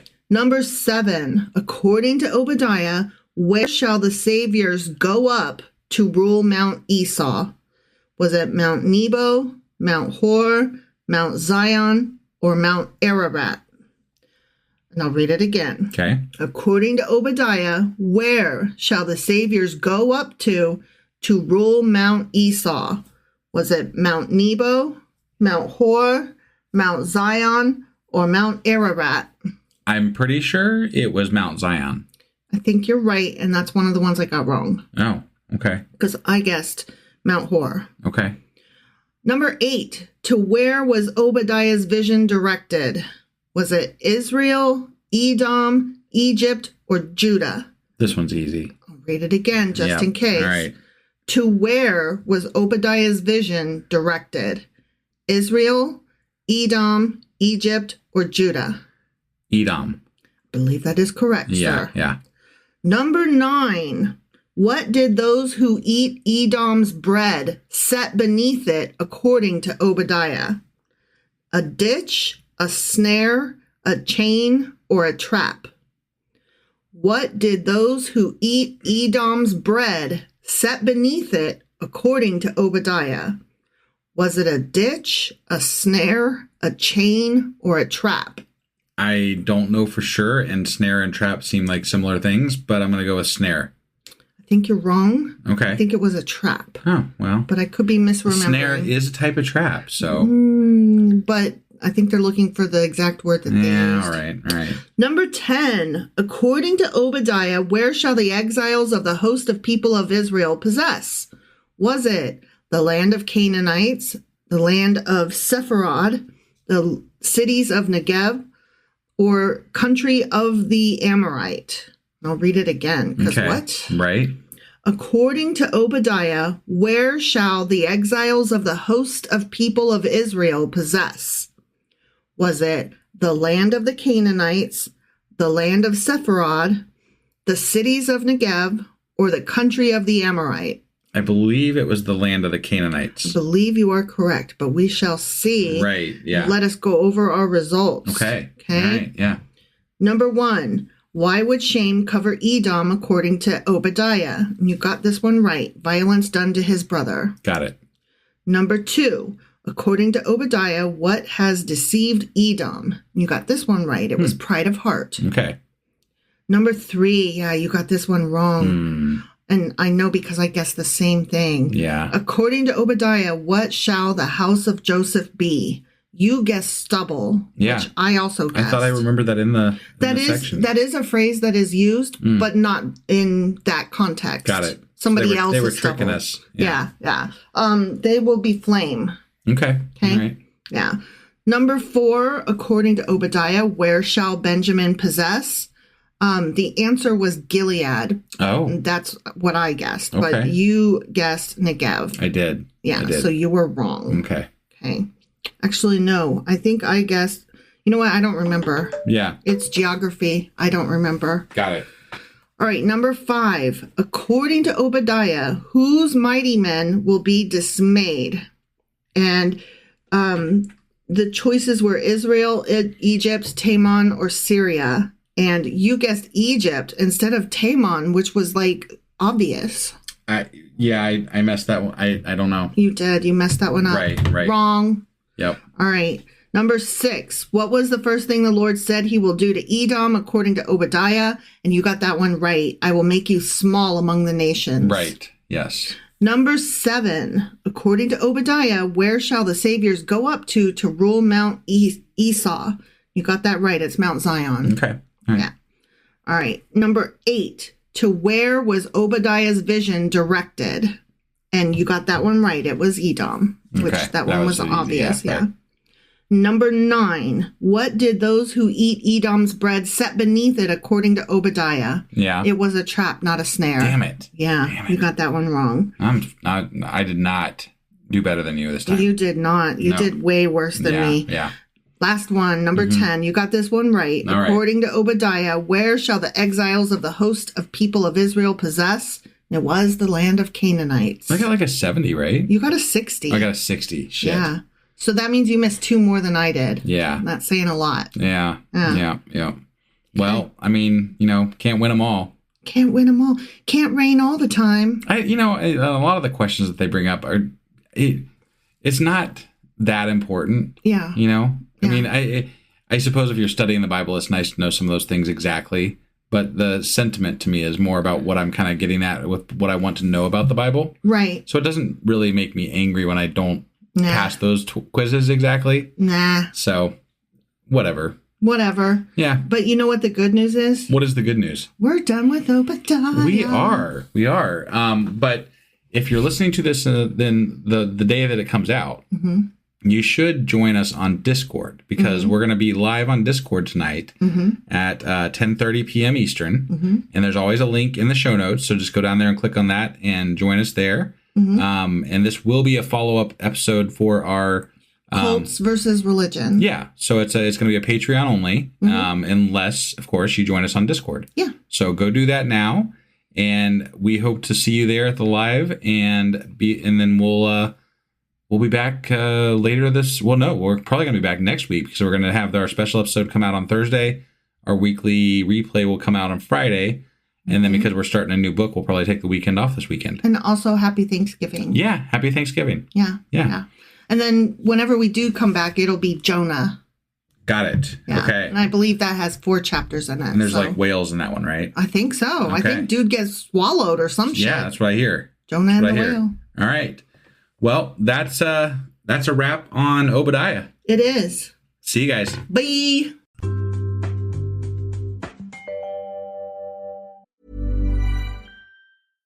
Hey, I'm Ryan Reynolds. At Mint Mobile, we like to do the opposite of what Big Wireless does. They charge you a lot, we charge you a little. So naturally, when they announced they'd be raising their prices due to inflation, we decided to deflate our prices due to not hating you. That's right. We're cutting the price of Mint Unlimited from $30 a month to just $15 a month. Give it a try at mintmobile.com/switch. $45 upfront payment equivalent to $15 per month. New customers on first 3-month plan only. Taxes and fees extra. Speed slower above 40 gigabytes. See details. So good, so good, so good. What's better than Black Friday deals? Rack Friday deals at Nordstrom Rack. For a limited time, take an extra 40% off red tag clearance. All sales final and restrictions apply. So bring your gift list and your wish list to your nearest Nordstrom Rack today. Husband! Wife! Do you know what we're doing today? It's a special day. We're doing something different, but it's not. It is for everybody. It is. This one's for everybody. It's for everybody. It is not Patreon. No, this is the one that we so every other week we do one for everybody, and then the other weeks we do one just for our patrons. Which, if you want to catch those, you should go to patreon.com/sacrilegious discourse, and you can join for as little as $2 a month and get the Patreon episodes that are just for our patrons. But currently we're in the middle of a series doing cult versus religion because I accidentally opened the manhole cover and I did not know that the middle of the earth is hollow. And we jumped down and we're still falling. Okay, right. Yeah. But this one will be for everybody. So you don't have to pay for this one. You don't have to, the other way you can do it, because we're doing this. We always do our special episodes on our Discord now, which is every Wednesday evening at 10 p.m. Eastern. And there is always a link in the show notes to go and join our Discord. So if you want to catch them without paying us, you can do that at Discord. You just got to be there live. Yeah. Or forever hold your peace until you pay for it. Sure. I guess you could just like chat in the chat areas, and you can ask people like, what do they talk about? What do they talk about? What do they say? What do they say? Every time you keep saying everybody, I keep thinking everybody. That's not what came to my mind. Rock your body. Like at all. Yeah. In no way whatsoever. But that's what I was thinking. So anyway, what are we covering today? Oh, yeah. We are covering that guy that's called the Antichrist. Right. Or as he is affectionately known, Antichrist. Yes. And because it's being talked about a lot, right? We will talk about that in a minute. We will talk about the talking of it. Yes. Okay, let's go talk about it. Okay.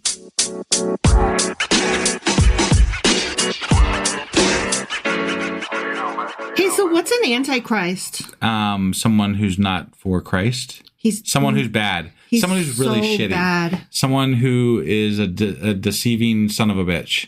Ooh, I like that. The deceiver. I mean, I've heard that a lot. Yeah, the deceiver has come. That's how. I mean, I guess the Antichrist. The reason I think the deceiver comes up is because I think how I am aware of the Antichrist is it's someone that Christians will follow, thinking that they're following the right path, but it's actually the wrong path. It's very confusing because, okay, here's the thing. Let's get into it. Well, let's cover this first. First of all, I just have to say, we have not read the New Testament. No. We have not read the Jesus-y bit. No, we haven't read the Jesus-y bit. And apparently this Antichrist thing comes in somewhere in... Well, you can't really have the Antichrist without the Christ, right? Yeah, you're right. So I was just addressing This is all NT, which we have not touched yet. Yeah, I just wanted to address that right off the bat. Yeah. But it is relevant to things that are being discussed in, the world today. And that's what I was going to say. Like, let's get into that because what I've been seeing, like, well, first of all, there's my parents, like they're hardcore evangelical, whatever. Sure. And they're like, end days, and this is, signs and stuff, and we are in the end times, and it's scripture. You got to read your Bible. Yeah, Revelation is just right around the corner. Yeah, yeah. And the rapture is on its way. Rapture isn't actually in the Bible. It's just a thing that... No, I know. I'm actually aware of that, but okay. But it is a thing that, they talk about it like it is, but it's not, from what I understand. Well, so I don't know. We'll get there eventually. Yeah. Yeah. Yeah. So I have my parents talking about it, and, with the whole war in the Middle East, and I'm like, but they were warring in the Middle East since before I was born. Right. They've always been warring. Yeah, but then when Trump moved the embassy to Israel or whatever. Was it the embassy? I think so. Whatever. It was something. Yeah. But he moved it to Jerusalem. Yeah, that's what I meant to say. Is what happened. So, and that is a contested town because it is used for a place of worship by both Muslim and Jewish groups. Right. So it was one of those places that, generally speaking, they kind of left alone as much as possible. Kind of neutral ground. You can have it from 6 a.m. to 9 a.m. and we'll take it from 6 p.m. to 9 p.m. And every other Wednesdays, we'll split. Israel was generally we probably won't shoot you. Right. That was the general consensus, I think. Mm-hmm. So you were pretty safe as long as they didn't, want to kill you, murder you, I guess. Yeah. So who knows? Sometimes you just feel murdery. I guess, God certainly does. That's what I'm saying. According to the Bible. He wakes up on the wrong side of the, universe. Yeah, and kills people a lot. Yeah, so that's what I read. Yeah, so there's my parents talking about it, and I'm like, whoa, what? And they seem kind of excited about it. Yeah, we're in the end times. And I'm like, whoa, what? Isn't that bad? But, they're going to heaven, so what the fuck do they care, right? But but here's the thing, though. I've heard that while there's a lot of evangelical Christians that want the end times, from what I understand, the way it's talked about in the Bible and the way it's talked about by people who have studied it is that those times, even for the Christians, is not going to be a good time. Right. It's not going to be pretty. No. And because there's going to be an Antichrist. Sure, yeah. And Antichrist is going to be harder for the Christians than the atheists, is what I'm thinking. Right, yeah, because it's specifically there to deceive them. Mm-hmm. Right? Almost like a Trump kind of guy. Did you said the thing out loud? Yeah, that's where I heard it. Oh, yeah. Oh, okay. Okay. Right, yeah. Like I said, let's get into it. What's been really interesting is the number of people who are, and by people I mean Christians, who are we're totally in the end times and all the signs and they're going to build the temple, over there, and it's all coming together. Yeah. The A-team, I love it when a plan comes together. Right. Yeah. But that other part with the Antichrist thing, it's like they don't realize that those come together. Yeah, I really pity the fool. Sorry, we were on an A-team motif. I thought I'd just go with it. That was so good. Oh, I wish I could go back in time and do it myself. That was really, really good. So there's this split in the, when I was looking up, hey, let's talk about Antichrist. What is that? I mean, obviously bad guy. Sure. Is he the devil? Is he Satan? Depends who you ask. So anyway, I'm asking these questions, looking around, and I start seeing there are two groups of Christians. And I mean, yes, I know that there are more than two groups of Christians. So let me guess. One group of Christians think that the Antichrist is Trump, and then the other group thinks it's Obama. Kind of, but no. There is one group who's we're totally in the end times.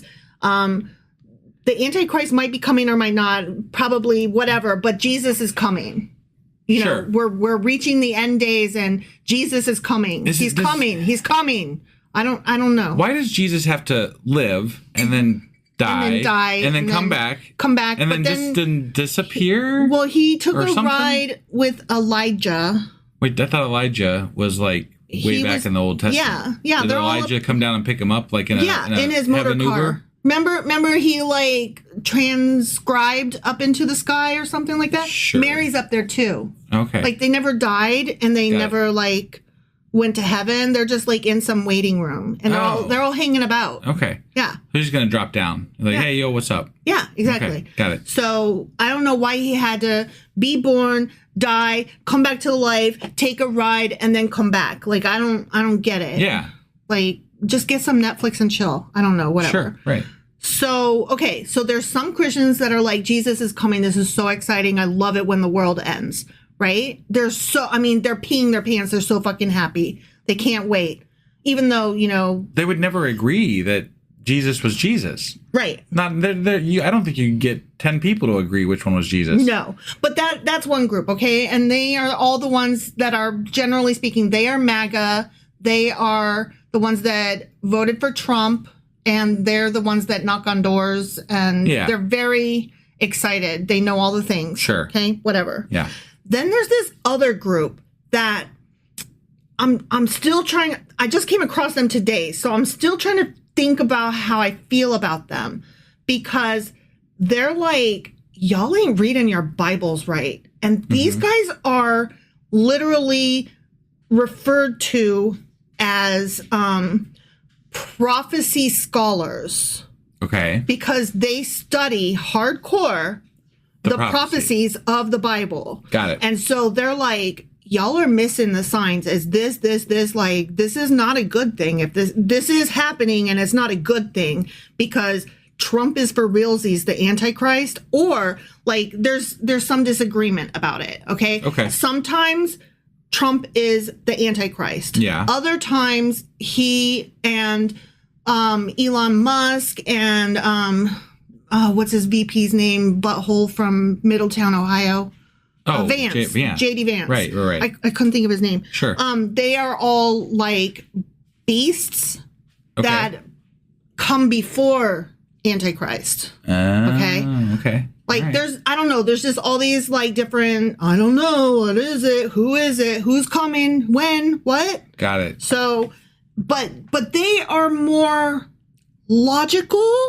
Question mark? Like, like I said, I'm still trying to wrap my brain around it. Who's more logical? These people that actually study the prophecies, and they're like, no, y'all, listen to me. It's not a good thing if we're in the end times. Right. Because the end times are bad. Right. And it means that you are being fooled. And Trump is either the Antichrist or a Antichrist or a signal of the Antichrist. And that is bad. And they like go through and they actually are very knowledgeable about the Bible. And I'm not saying I believe any of that shit.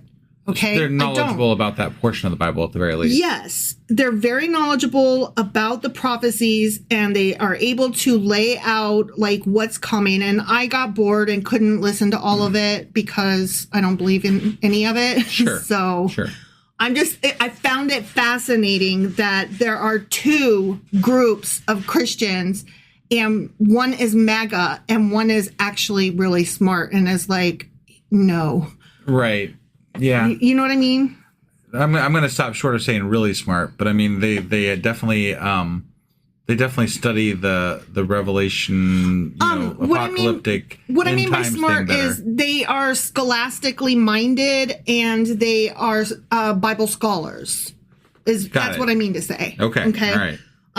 You could have a conversation with them and ask them questions, and they would not think you're an asshole and immediately be like, you need to get Jesus. No, I got it. So that's what I mean.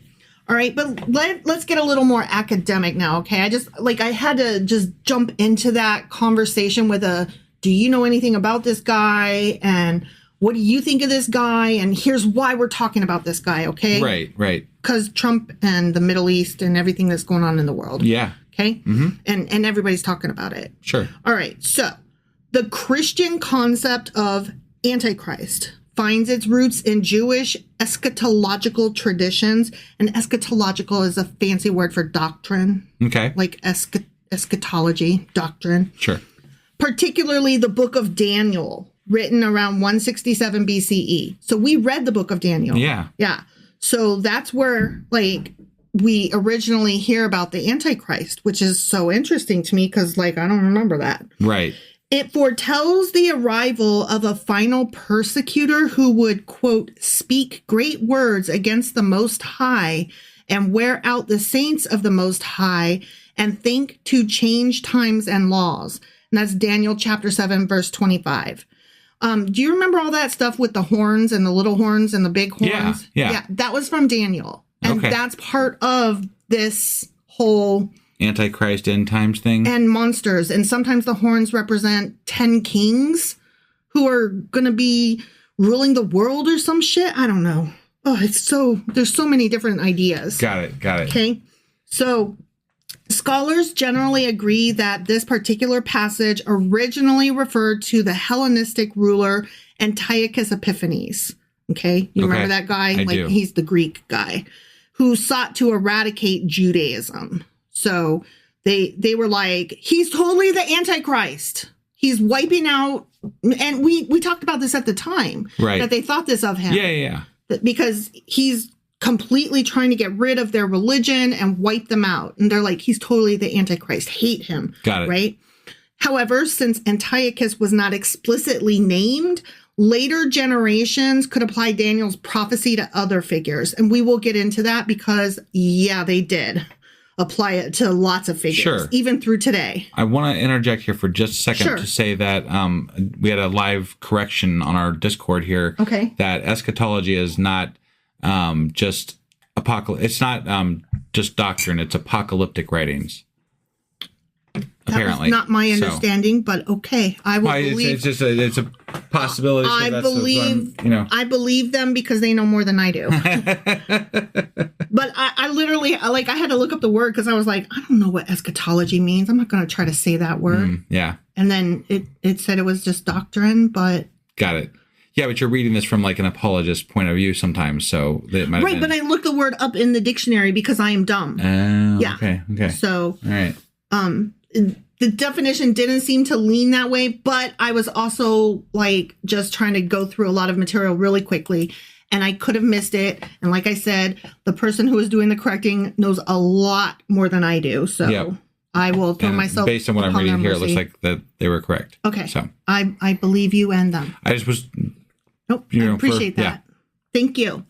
So early Christians, for example, saw in it an allusion to Roman emperors, particularly Nero. I've heard that before, and that's like Nero is where we get like 666 and the devil, and there's a lot of things that kind of circle around Nero sometimes. So, yeah.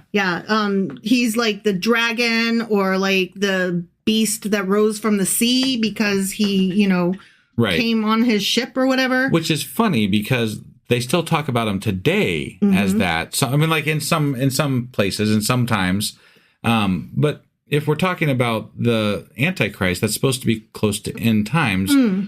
We'll get there. Okay, all right. You know what? Just in case I forget, I'm going to go ahead and say it now. Okay, there is the Antichrist, and then there are also an Antichrist, meaning a bunch of little Antichrist peoples running around who are not the big bad Antichrist. So there are many who believe, and that's what I was kind of getting into, the arguments that the people who are not excited about the end times, those intellectual scholar Christians that are into the prophecies and stuff, they cannot agree on whether it's the Antichrist or an Antichrist. Got it. Do you think the rest of the mini Antichrist, do they have like a lodge or something that they get together and do Antichrist stuff at? I was just picturing like the little army guys from Toys, Right, yeah. Or from Toy Story. Yeah.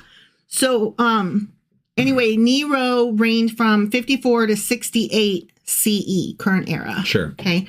And he persecuted the early church hardcore, and that's why they called him an Antichrist. Right. And, according to this definition, where if you're saying they are an Antichrist, then yes, he and Antiochus Epiphanes were both an Antichrist, if you will. Got it. Okay. Somebody super bad who hardcore steps on their religion can be considered an Antichrist. So, like, we could be considered Antichrists. Could we, though? If we get a little bit more popular. We have no power. You have no power over me. If our podcast gets a little bit... The fully developed narrative of the Antichrist life and reign emerged in medieval texts Okay. So not the BCEs and the early CEs. Got it. Okay. Yeah. We're talking about like, when you start getting into the thousands and stuff. Okay. Okay. Incorporating and expanding on these earlier associations. Okay. So now we're going to talk about this guy named Joachim of Flora's influence. Okay. Okay. Okay. His name is Joachim. Got it. With an M. Got it. Okay. So one significant medieval theologian who diverged from traditional teachings about Antichrist was Joachim of Fiore. He was a 12th century monk.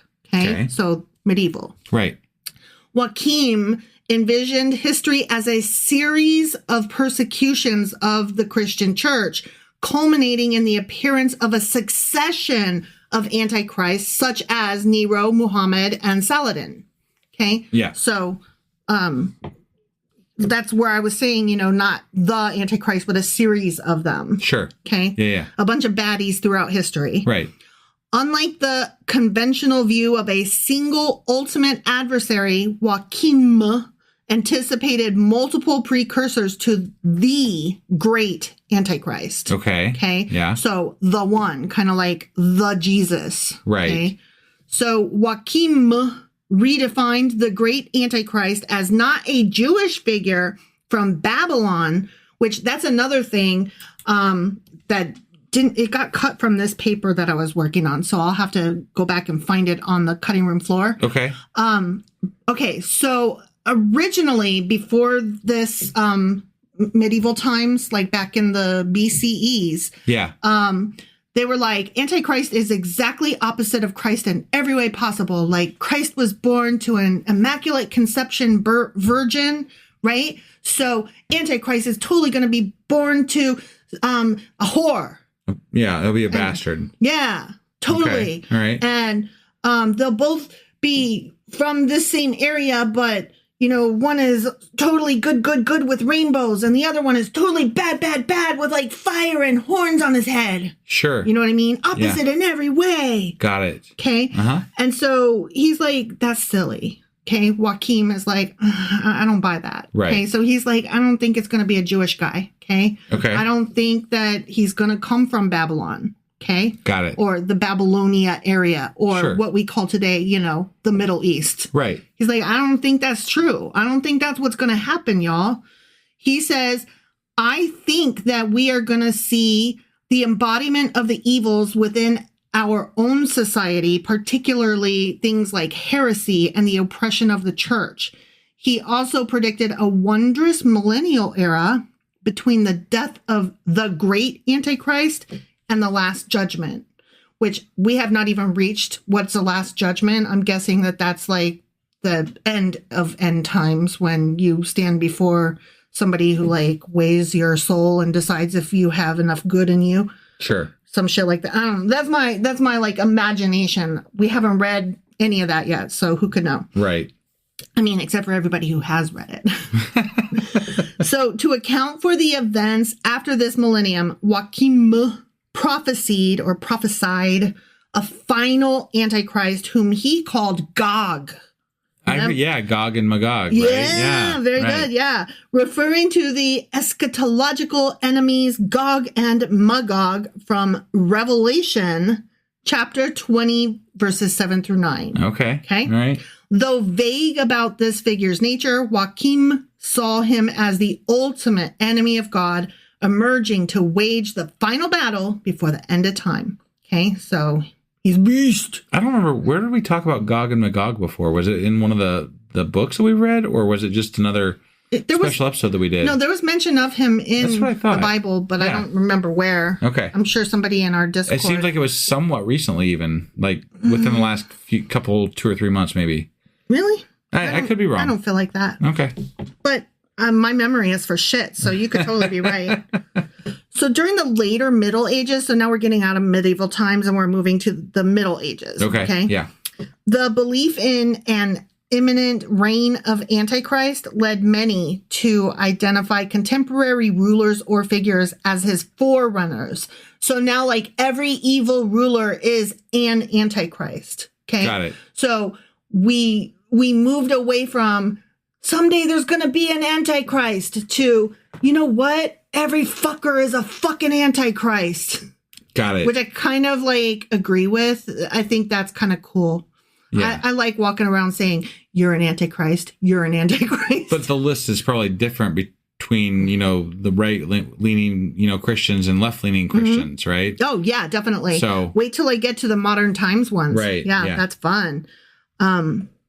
Okay. Antichrist led many to identify contemporary rulers or figures as his forerunners or even as Antichrist himself. So sometimes they were like, no, this is the Antichrist. Okay. The anti-papal emperor, and anti-papal is in quotes. So that's like, we're not calling him anti-papal, but he was represented as such. Emperor Frederick II, who reigned from 1212 to 1250, and then Pope John the 22nd, who reigned from 1316 to 1334, who persecuted dissenters.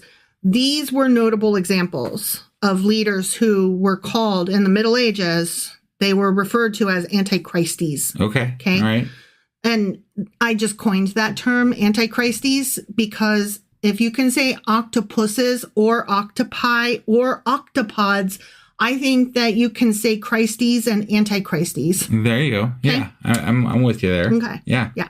So this tendency to equate hated figures with Antichrist persisted beyond the medieval period. A group called the Russian Old Believers labeled Tsar Peter the Great as Antichrist due to his reforms and subjugation of the church. I just really like the acronym for that group, ROB. Yeah. Russian Old Believers. Yeah. Russian Old Believers.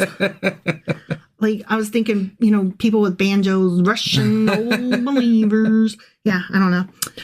The Reformation introduced significant shifts in the interpretation of Antichrist. Okay. Martin Luther, the guy with his 100 theses or 99 theses. Yeah. That he, used knives to pop up on the wall, on the door. Right. Was it 99? Yeah. Okay. It was a bunch, but I'm pretty sure it was 99.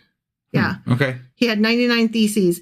And he was basically, his overall message was, I don't think that people should be able to buy favors to get into heaven. I don't think that's what the Bible says. I don't think that's how it works. Like, that was his overall message. Got it. So Martin Luther popularized the view that Antichrist was not an individual, but a collective force of evil, epitomized by the institution of the papacy. This perspective gained traction, particularly among Protestants, because that's what came after. He was like, I don't think you guys are reading this right. Just real quick, that was 95 theses. 95, damn it. Yeah. Well, I knew it was 90 something. Sorry. I was only 4 off. I just didn't trust you, so I had to look that one up. So I apologize. But yeah, you were close. You were very close. I was closer than you were. I mean, yeah. Yeah. I'm impressed that you were within 5. I was within 4. I know. Yeah. No, you were at 4. You were within 5. Okay, fair. And I'm not good with numbers, so I mean that's why I was kind impressed. of amazing. That's why I was impressed. So particularly among Protestants, and this marked a departure from the earlier focus on a single adversary. Okay. So we're going just totally away from that now. Yeah. And we'll never go back. Right. Ever again. Okay. Meanwhile, Roman Catholic teachings increasingly emphasize the spiritual deception associated with Antichrist. Okay. Framing him as one who claims to fulfill messianic hopes while glorifying humanity over God. Where are these ideas coming from? They're not coming directly from the Bible? They're coming from, religious teachings or religious, Some of it is in the Bible, and some of it is just these religious dudes that sit around a table and decide what they think it means. And then the more that they pat each other on the back for good thought, yes, the more it just kind of gets talked into that is the way it happened. That is what it means. Okay. You know what I mean? Yeah. So the church linked this deception to millenarianism. Okay. End of the millennium. Sure. That's what we're getting at. Right. And secular messianic ideologies. Okay. Okay. secular messianic ideologies. That's a very interesting term. Got it. Because that means that a lack of belief in God, or not necessarily a lack of belief so much as a lack of worship, a lack of activity that is churchy related. Sure. But they still have ideologies of a Messiah. Okay. Right? Okay. That's very weird. I go further. You weren't what do you mean listening by to no? the I was sentence? listening. Yeah. Oh. Why is it weird though? Secular messianic ideologies. So like secular makes me think non-religious. Okay. No, and that's fair. But so I think what that's referring to is like what I would take it as is the non-church Christians, right? Okay. Like specifically like my mom, right? Okay. Like my mom does not ascribe to a certain church or anything like that. She just believes in God, right? Mm-hmm. And that would be, they're not worshiping correctly. They're not worshiping within the confines of what it is to be religious or Christian or Catholic or whatever it is. Okay. So that's how I would take it. All right. I don't know. I just thought it was like a really interesting mix of words. Sure. Juxtaposed against each other. Right.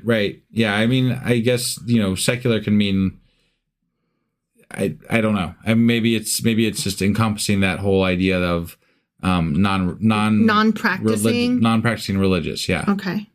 So religious non-practicing. Right. Okay.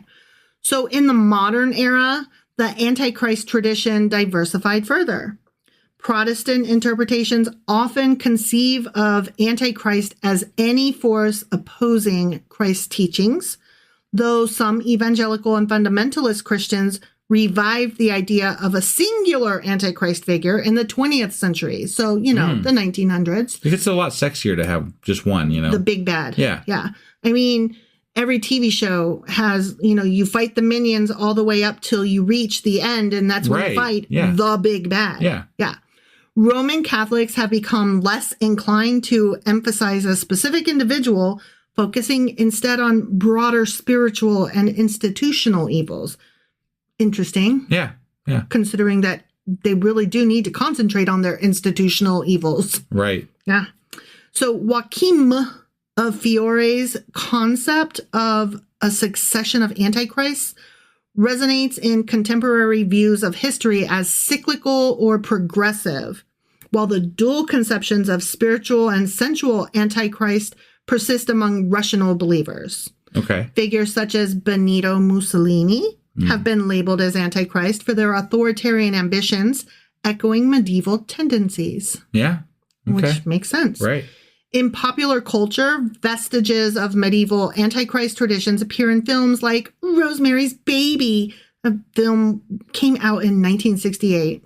Okay. I was not born until 75. I didn't realize that movie was so old. And The Omen, which came out in 76. And apparently there was a reboot in 06. I had no idea. I think I vaguely remember something like that. Yeah. I don't know. That kid was creepy, though. Like, I never saw the first one. Yeah. Or am I thinking of Damien? I have no idea what you're talking about. Okay, so. I don't know if Damien is the name of the kid in The Omen or if Damien is like a separate franchise, but that kid was creepy. Okay, so anyway, these films represent an antichrist who is depicted as an apocalyptic individual. Similarly, superstitions about credit cards and barcodes. I have heard marks of the beast and stuff like that, yeah. As marks of Antichrist. Right. The number 666 from Revelation, or sometimes it's 616, depending. Yeah. Those reflect anxieties about diabolical institutions in modern society. Got it. Scholars such as Bernard McGinn have examined theological debates about the relationship between Antichrist and Satan. Yeah. The bad up here and the bad down below. Right. What? I just want to interject real quick here. So another help from our live Discord, just, so the word secular used to mean not being devoted to a religious life. Okay. So like, you have a belief, but... You can have a belief, you just aren't devoted to it by going to the functions and things like that. So that's kind of what we said, the non-practicing believer. Yeah. Okay. Cool. So we weren't far off. Right. Interesting. So, okay, scholars such as Bernard McGinn have examined theological debates about the relationship between Antichrist and Satan. The indwelling theory, wherein the Antichrist is a human inhabited by Satan, right? Like possessed, you know? Yeah. Gained a lot of traction for avoiding the dualistic implications of Satan becoming incarnate. Because, that would mean he's undefeatable. Yeah, I really feel like the church is missing out on some marketability here with end time revelation type comic book series that they could put out. Comic books, movies, novels. Yeah, like you could make, this is some good shit, right? Like you could really turn this into a whole franchise. Think about, might even rival like Marvel, Right. And like we have talked about the way Hell, Michigan is like just this little street. Right. Like it's not even an actual town. It's just a little fucking street corner. Yeah. And it has its own little zip code, and how they are totally missing out on all of the possibilities. Right. It's so stupid to see like, oh, you're doing this wrong. So this whole like Satan is not an actual thing. He's more like a demon that inhabits your body that gets rid of the possibility of him being incarnate, which, he is a physical thing that can be beat. Okay. Yeah. So, yay, God can kill Satan. That's exciting. Otherwise, he'd be too powerful. But God can create an entire universe. Why is it God hypothetically maybe created Satan? Well, and by that measure, no matter who the Antichrist is, God would have created that Antichrist, right? Well, we're not specifically talking about Antichrist now. We're talking about Satan here. No. I'm taking the whole thing into account here, and I'm like, but God made everything according to them. So if God made everything, He made all this shit too. But did He though? I don't know. No, obviously we don't believe He made shit. But the question that these guys are, they're just like, they're talking it out. They're like, yeah, but it's two kids sitting in the back of the car. Mom is driving them somewhere and she's got to hit the grocery store first, right? So they're sitting in the back of the car and they're arguing who's better, who's stronger, Superman or Captain America. Sure. Right? And it's DC versus Marvel. And they're just talking it out. And they both believe very firmly in their theories. Okay. Look, I really like Captain America. I think he's a great guy. But Superman has laser eyes. I'm just saying, and he can fly and turn back time. Come on. I don't like his beginnings. I'm not talking. We're just talking about strength here. I'm just saying, Superman all the way. Yeah, but it's my understanding that he was created on like an anti-Semitic kind of beginning. Well, okay, yeah. So, I've heard that somewhere before, I guess, from too. me. Yeah, from you. So I'm just saying. But I'm just talking about strength of what they were built on. That's all. I'm right. Sorry. Here's my thing. Back before I knew, like when I was in my younger, first tiptoeing into comics, before I knew that there was a whole DC versus Marvel thing. Yeah. I tended to lean more toward the Marvel characters, except for Batman, because I really loved how dark and depressed he was. Like it appealed to my soul. Yeah. Except that like vigilantism, is that really what we want? So, but then when I got better experience with comics, I started to realize that they're both shit and that there is some really good indie stuff out there. Yeah. So like Image Comics and Top Cow and, stuff like that. Those are so great. Yeah. You have no idea what I'm talking about. Yeah. Okay. So anyway, these guys are like, no, Satan is totally strong and he's a badass. And then the other kid is like, nuh-uh.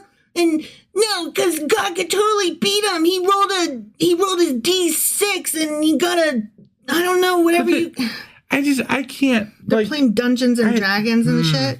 You. Stop. No, it's just, it's you could go down this rabbit hole all day. See, but you are trying to walk into these kids' discussion and they're like, stop, you don't know, go away, you're ruining our argument. But that's what I'm saying, though, exactly, right? We have Christians taking this Antichrist stuff seriously. Mm-hmm. We have Christians that are full in on the belief that these things are real, and then they attribute them to people they don't like. You just need Jesus. And so therefore it's a little bit dangerous, right? If you just had Jesus. But the truth is, if you believe in God to begin with, you have to like go all the way with that, don't you? Like, why don't people take this out? Why don't they believe it all the way? Like, they only believe chunks of it. They're like, I believe that God is all powerful and created every fucking thing, but he also created this bad guy over here who I really fucking hate and he doesn't do anything about it. Like, what the fuck is that? That makes no goddamn sense. It's to build character. Fuck that bullshit. And also there's a greater purpose. You don't know all the things. You just have to always just be accepting, and it's how you reach your Zen. You just go, It's just, all I'm saying is that with regard to religion and God and the Antichrist and the beliefs that people have in these gods and these ideas, it's like you're hearing conspiracy theory after conspiracy theory, only they are accepted by such a large swath of people that it's absurd and disheartening. It's hard for me to get into religion at all because this is the stuff I would want to learn about. Like, if I'm going to go in and believe in religion, okay, well, I want to know all the things then. Right? Like, okay, God and Satan and Antichrist and Jesus and explain Mary. It to me. How does it work? You know, how she was a virgin? How did that work? What did God fuck her? Like, I want to know. You know, like, I want to know all the things. Yeah, but there's nobody out there that, like, I've never heard of a Christian pastor who would literally sit there and entertain the real questions that, look, I'm sure that person exists. But in a general, like, if you're going to a church in your local area, that pastor's not going to sit down with you and answer all those fucking questions. He'll be offended that I even thought it. Right. Yeah. So it's like a Tupperware bowl. And like Christians are okay just popping up the corner every now and again and sniffing it. Whereas I want to tear the fucking lid off. Yeah. And I want to stick my hands into the gobbledygook inside. Right. And, just dirty it up. I want to know all the innards. Right. Okay. So this nuanced view has theological implications for understanding the nature of evil in Christian eschatology. Okay. Yeah. So it allowed them to be like, it's totally evil. He's a baddie bad. Sure. Okay. Yeah. Finally, parallels exist between Christian Antichrist doctrines and Jewish eschatological figures like Armilus. Armilus? The fuck is Armilus? I don't know. The anti-Messiah described in text such as the Sefer Zerubbabel. Did you just start speaking in tongues? What the fuck happened there? Sefer Zerubbabel. Okay. Okay. So this guy, Armilus, often seen as an allegory, almost said allergy, Jesus Christ, often seen as an allegory for oppressive forces, symbolizes the ultimate triumph of good over evil, a theme that unites both Christian and Jewish traditions. Okay. So they have like this anti-Messiah, and the Christians have Antichrist. Sure. So they're like twinsies. I'm just going to be fair here. If I view someone as evil, I'm good when I'm happy when the good triumphs over the evil as well. But you know what? It's never really that simple. But I generally speaking, I'm happy that Hitler got beat. Yeah. I'm just saying. Okay, but when we've got the anti-Messiah in Jewish and we've got the Antichrist in Christian, that to me feels like the ultimate Marvel DC crossover event of the millennium. Okay? And these two boys, they are skipping down the road together. They're holding hands and there are rainbows everywhere. And they're like so excited because, they're meeting for the first time, but also they've known each other forever. Yeah. So right. This is like a very special moment for them. I see. Okay. And also they braid each other's hair just because that's fun. Okay. Got it. All right. So many prominent figures from 1950 to the present day have been labeled as the Antichrist by individuals or groups. 1950s. I kind of associate that with McCarthyism and the whole communist scare thing. Don't ya? Yeah. Yeah. Often due to their political influence, ideological positions, or global reach. Some examples include, are you ready? I'm ready. Okay. Yeah. Okay, so here's some politicians and world leaders. Okay. John F. Kennedy. Yeah. as the first Catholic U.S. president. Some fundamentalists speculated he was the Antichrist due to fears of Vatican influence on American politics. Oh, not that. Right? Then Ronald Reagan. Conspiracy theorists pointed out that his full name, Ronald Wilson Reagan, contains 6 letters in each name, 666. Oh, dang. This, combined with his popularity, led some to suggest he was the Antichrist. Wow. Okay. Interesting. Barack Obama. That was to be expected. Right, yeah, because, Many conservative Christians, I like how the other two are just like, yeah, conspiracy theorists, and yeah, he's the first Catholic, blah, blah, blah, and you know how it is, like, blah, blah, blah, and then we get to Barack Obama, and, like, why don't you just say racist? Right. Many conservative Christians, many racists, accused Obama of being the Antichrist during his presidency, citing his charisma. God damn you for that! We can't have charisma up in this bitch. Global appeal. Oh, I hate it when people like him. Damn it. And policies they viewed as unchristian. Things like universal health care. How dare the very audacity. Right. Okay. Yeah. What a fuck face. Hope and change. I hate that fuck face. Like, wow. He was such a bad, terrible dude. Uh-huh. That was all sarcasm, just to be clear, blah, blah, blah. I know, but just in case there's a noob, I have to say, I love Obama. Okay? All right. Donald Trump.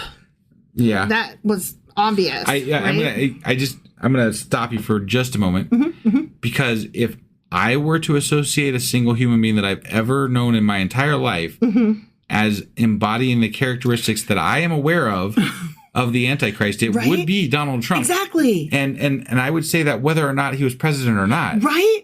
It's him being president is what brought him to our attention as being such. Right. Like, I didn't go looking for him. Well, and the power kind of gives him that status of the Antichrist, right? So, like, I guess part of it is him being president, but like, he's just he doesn't even try because he doesn't have to. I just can't figure out why Christians like him. Like, I'm like, this dude is like he's nothing. So bad. You would have kicked him out of your goddamn church. Right? He's not that he would have ever showed up in the first place, but He's gross. He's so gross. But the ones who embrace him, they're excited because they're about to go to heaven. So, they love it. Yeah, they love him. Because end times is going to be fun. It's so exciting for them. They love it. There's going to be like rainbow slides with lollipops on the way. Well, and like, no, that's not what they're excited about. You're missing it. They're excited about the hail and brimstone and bricks and fire and mortar that's going to fall on us. But I didn't even get to the cotton candy cupcakes yet. Okay, well, they're going to be sitting on the side with their lollipops and candy cupcakes. Okay. Cotton candy cupcakes. Come on now, get this right. I'm sorry. Having just slid down a rainbow, and then they too are holding hands and skipping and braiding each other's hair. And then they turn and they watch us, and we are in pain, writhing on the ground for eternity, being punished, and they are laughing and happy, gleeful. That's what this is about. Right. They are very excited to be inflicting pain on other people. So it must be end times because that's what I get on Twitter. In fact, I just got one today. It was like burn in hell, and like I'm like, and it was a whole meme, and like I'm like, well, Jesus Christ, you guys are fucking messed up. Like, I thought you wanted to save my soul, and they're like, your soul ain't worth saving. It's always in all caps too. Yeah, always. Yeah. Like because it's old people that don't know how to do. So, okay, Donald Trump. While some of his evangelical supporters see him as a divinely chosen figure, and those are the ones that we're talking about. Weird. Others see his divisive rhetoric and focus on power as potential Antichrist traits, which is interesting because that's not the left specifically that they're referring to that think of him as an Antichrist, right? Mm-hmm. Because not everybody on the left is a church-going Christian person, right? Sure. So they're not saying that, like, the left thinks this. What they're saying is some Christians see him as a divinely chosen figure, and other Christians see him as an Antichrist. I've even heard this entertained to where some people on the right think that he might be the Antichrist and embrace it because they're like, that means it's end times. Yeah. Which goes back to what we were just saying. Fucking hell. Yeah. Oh, but what I've also seen a lot of is he's not perfect, but none of us are, and he's the perfect person for this job. And I'm like, you would never be so forgiving of me. Right. And it hurts my feelings, like, personally, because I'm like, the guilt that I am expected to have over some of the choices I've made in my life or some of the events that I've endured. And to know that you would forgive him, but not me. Right. Why? What did he ever do? Like, I don't, and then, I know I shouldn't be wanting forgiveness from these people. Like, that's a me problem, right? But no, actually, it's a world problem.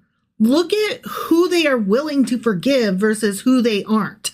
You know? And this is we're delving in a little bit of politics here, but I mean, the truth is that religion and the right-wing politics and the right-wing media have essentially narrowed down what Republicans and Christians care about to about 2 to 3 issues, right? And so these people that are on the right, that are politicians, only have to be strongly adamant about 2 to 3 ideas to win the support of their followers, and the rest of it doesn't fucking matter. No. The rest of it is just whatever, right? And they don't care, right? They've been told these things are so important, you would vote a piece of shit into office in order to get them accomplished. Yeah. Guns, God, and anti-abortion. Right. That's all they care about. Right. Nothing else. As long as those 3 things are covered, you're good. Yeah. Yeah. Why not? It's the easy way to go. Even if the God part is done by somebody who's not godly, doesn't really matter. No. To them. No, I mean, he can get up there and hold the Bible upside down, but it doesn't matter because he's still pushing God. Like, it doesn't matter. He may be doing a bad job, but he's still putting the word of God out there. Yeah. And that's more than any other president. Like, I've literally heard people say this stuff. Yeah, yeah. So Pope John Paul II and Pope Francis, various Protestant groups have accused modern popes, the 2 that I just mentioned, of being the Antichrist due to their roles in the Catholic Church, which some view as a, quote, Babylonian institution tied to Revelation, the book thereof, you know? Okay. All right. Pope Francis in particular has been targeted for his, quote unquote, progressive stances on issues like climate change and LGBTQIA plus inclusion. Did God weigh in on climate change? Does that matter in the grand scheme of like religion? No, but actually he kind of did, in that he did charge man through Adam take care of this shit. Right, which would indicate to me that you should take care of it. But Christians since then have said, no, we're just passing through. I'm on my way to somewhere better. I can dirty this shit up. I don't fucking care. I'm on my way. Right. It doesn't matter. Earthquake. I'm going to heaven. Either God's going to save me, or I'm going to die and God's going to take me to heaven. Right. It's fine either way. Yeah. I'm at peace with it. Yeah. So let's talk about some cultural figures that have been accused of being the Antichrist. Ready? Okay. Yeah. Jane Fonda. She's not on my list. Really? But I am sure. Or Henry, or was it Henry? Yeah, whatever. Any Fonda's bad, with most people. Yeah. So I figured that was going to be one of them. Nope. The Beatles, especially John Lennon. Yeah. Yeah. The band's massive influence and Lennon's infamous comment that they were more popular than Jesus fueled claims of satanic connections and Antichrist accusations. Yeah. Yeah. Okay. So that's fun. Okay. Sure. Next one on my list is Bill Gates. Yeah. Right. Heard that one. Yeah. Conspiracy theories have linked Gates to the Antichrist, particularly around the COVID-19 pandemic, suggesting his advocacy for vaccines and global health is part of a sinister plot involving microchips and the mark of the beast. Yep, definitely heard that one. Elon Musk, which is another figure that is like tearing the Christian community in half. Right. Some have speculated that his focus on AI, space exploration, and transhumanism aligns with fears about technological overreach and potential end times prophecy. Yeah, this fucker's, he's digging into some really crazy shit. Yeah. And people were worried about fucking credit cards. Yeah. 20 years ago. They were worried about Bill Gates today. Right. Yeah. Right. Exactly. But Elon Musk can do no wrong. Yeah. Yeah. The inability to see evenly is just astounding. It really is. So let's talk about some pop culture and conspiracy theories. Okay. Ready? Mm-hmm. Okay, Mikhail Gorbachev. Yeah. His birthmark, which some saw as resembling the mark of the beast, and his role in dismantling the USSR led to suspicions. Of him being an Antichrist? Mm-hmm. Why? Because I just told you he had a scar that they thought resembled the mark of the beast, and he had a role in dismantling the USSR. But that's like, we wanted that. But that was a good thing. But now I don't know. Okay. Whatever. I can't explain Christians. I'm done trying. Right, yeah. Okay? Yeah. Henry Kissinger. Is that who you were trying to think of that earlier? That fucker is the Antichrist. His global influence as U.S. Secretary of State made him a frequent target of Cold War-era Antichrist accusations. Yeah, no doubt. This one I hadn't heard. I find this one very interesting. Prince Charles, now King Charles III. Royal watchers linked his lineage and global presence to theories about him being the Antichrist. Okay. I don't know if he's an Antichrist, but he sure is a pedo. Right, yeah. And he nasty, too. Right. And he's a lazy fuck. Yeah, I can't speak to that. I don't know anything about him. There was this whole thing where he couldn't even pick up his own fucking pen. Like, somebody had to, come twist the pen for him and dip it in the ink for him. And, oh, wow. Yeah, and he's like... That's some... And, yeah, and I read somebody, used to work in the palace or something. Yeah. And they did, this expose or something. Uh-huh. And she was like, yeah, you have to be available all night because you might have to run into his room to tuck him back in and to bring him his teddy bear. And oh, my God. Yeah. What? Right? Oh, England just needs to ditch that shit. But I'm just like, okay, P. Diddy, you're the same. You have too much money, you know? Right. That's basically what it is. You have too much money. You are not accountable to anybody. And so you just have these ludicrous demands of other people. Here's the thing. I feel like with this is my feelings on the English monarchy, right? Mm-hmm. And that's that it's kind of outlived its cuteness, necessity. Yeah, it went from it went from something that was a drama to now it's Desperate Housewives. Yeah. Or something. You know, I mean, it's just, it's fucking nutty all the time. You should see the people in the comments argue over whether Prince Harry and Meghan Markle are good or bad. There's no in between. I don't understand why anybody gives a fuck about any of that. I'm like, they're people who have money to live however the fuck they want to because they were born that way. Well, okay, so the people that say that they're good are they were trying to leave the monarchy and get out, and all they asked for was, could we just have a security detail? Right. That's it. Yeah. Okay, so those are the people that are defending them, right? Yeah. Now, here's the other half of it. I don't know how much of this is true. They were like, they're rich enough they can pay for their own fucking security detail, and also they wanted to keep their titles, which no, and also they were an embarrassment to the and I'm like, oh, because y'all are an embarrassment to yourselves. Wait, but is this because Meghan Markle looks slightly black? Right. Is that what this is? You're racist? It was a thing right off the bat, I think. So I didn't even know she was black until they told me because she's so light skinned, and I was like, y'all so thin skinned that her slight tan fucking made you pee your pants. You were so mad about her slight tan. Jesus. Right. Man.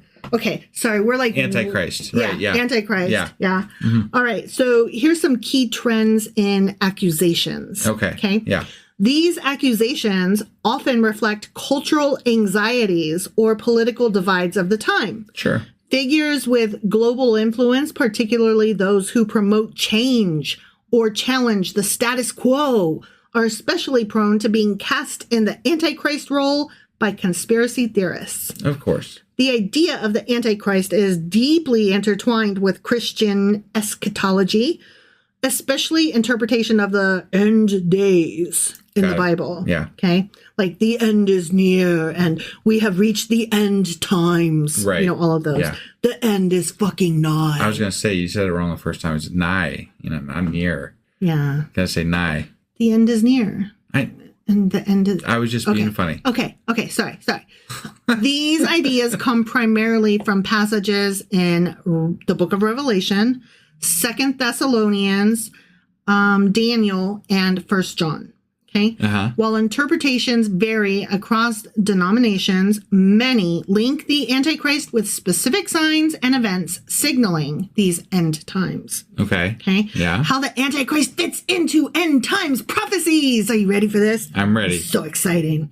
The Antichrist is often seen as a charismatic leader who deceives the world, opposes God, and establishes a global system of governance or worship in opposition to Christianity. I guess Trump, at least so far, has not stood in opposition to Christianity. So. He has warped it some, though, hasn't he? Oh, he's definitely warped it, but he hasn't stood in opposition of it. I would say the warping of it is in opposition of it. Okay, all right. I think that it's an interesting twist because now the Christians are at war amongst themselves as to, even more, what is the right type of Christianity? Right. Like, is that not thwarting? Yeah.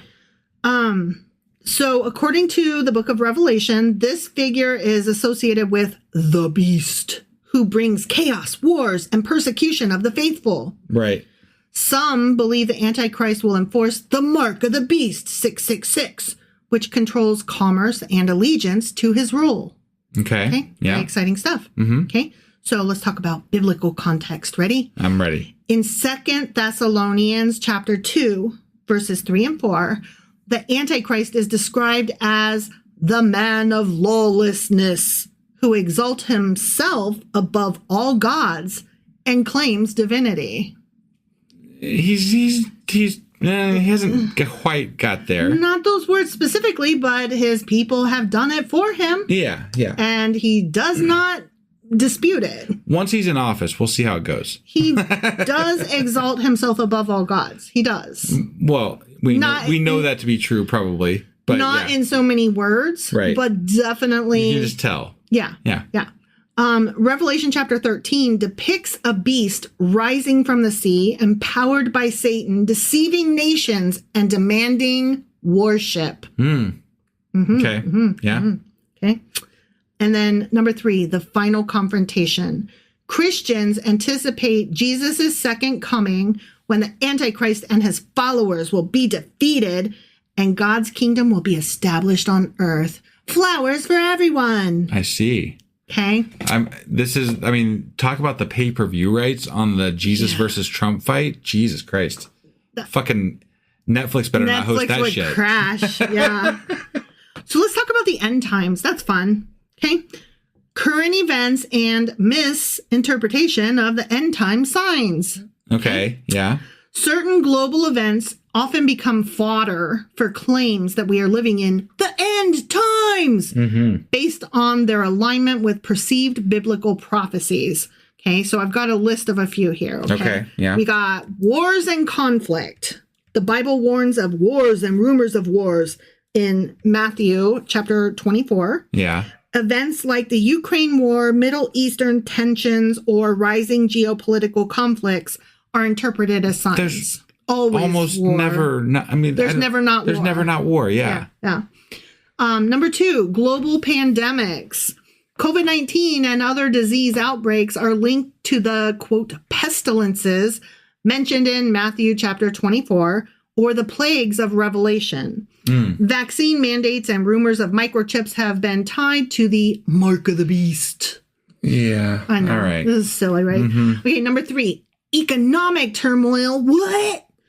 Global recessions, cryptocurrency, and moves toward digital currency raise fears of a cashless society, which some associate with the Antichrist economic control, as mentioned in Revelation chapter 13. And yet the right wing buys into all this so hard. Yeah. Like, okay, whatever. Okay. All right. It's the very, he doesn't have to thwart Christians because they are thwarting themselves. You know what I mean? He's like, all I did was stand there. And then I turned around and farted on all of them. And they were like, please more, master. All right. Number 4, climate change and natural disasters. Increases in earthquakes, hurricanes, and wildfires are seen as fulfillment of Matthew chapter 24, verse 7, and Revelation's judgments on earth. No. Revelation apostrophe S. Oh, okay. Judgment on earth. Got it. Sorry. The judgments that belong to Revelation. Got it. Yeah. On earth. I apologize. You should. Number 5, technological advancements. Developments in artificial intelligence, biotechnology, and transhumanism, which is to say brain-computer interfaces, not trans people. No, I get it.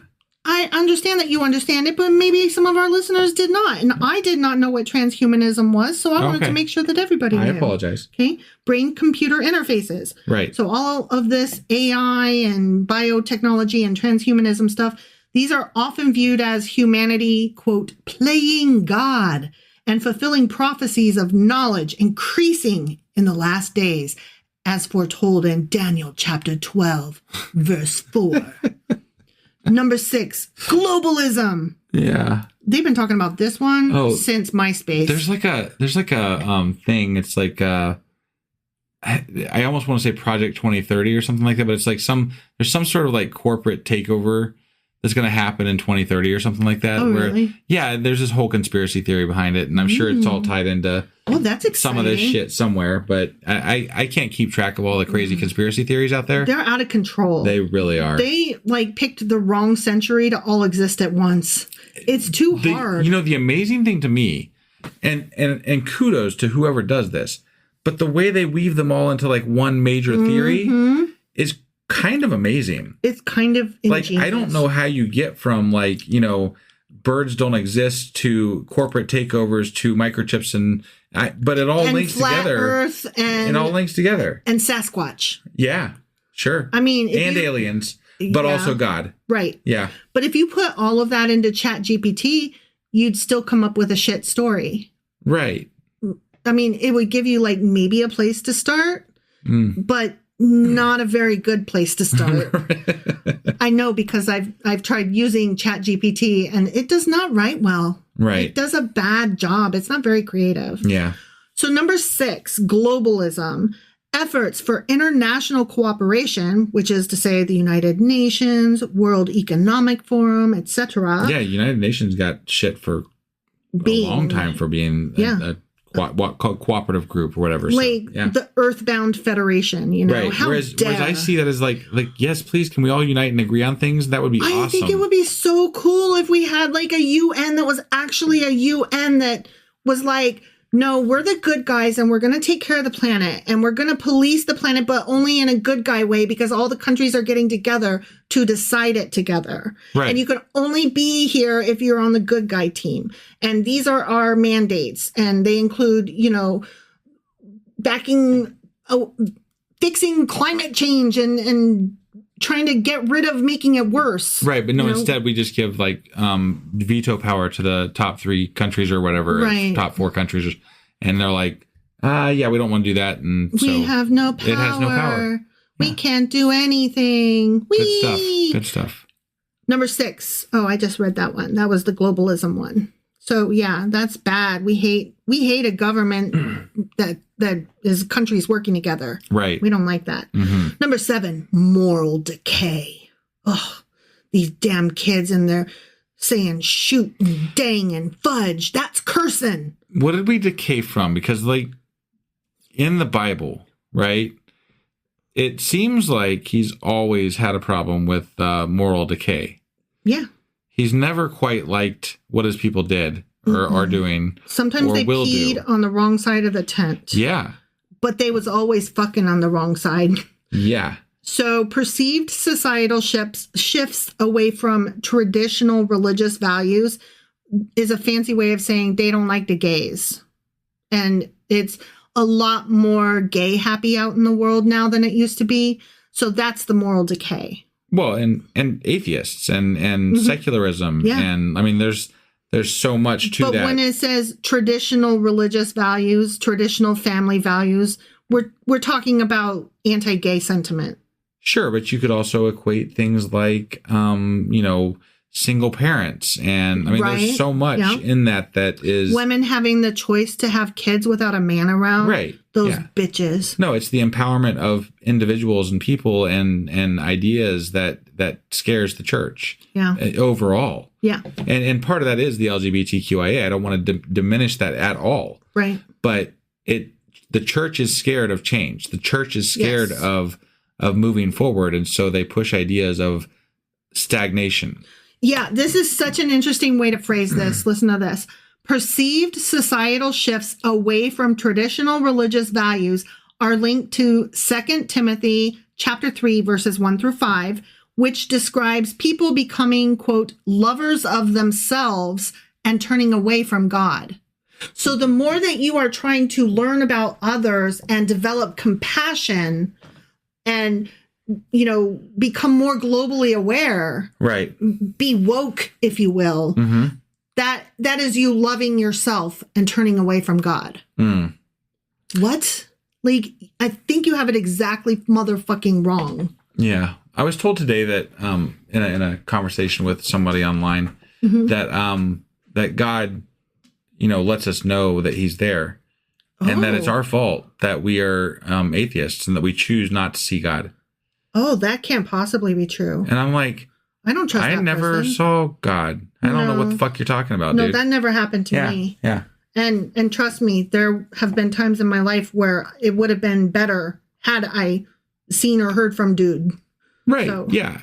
I mean, nobody wants to be miserable. Come on. Right? Yeah. Stupid fuck.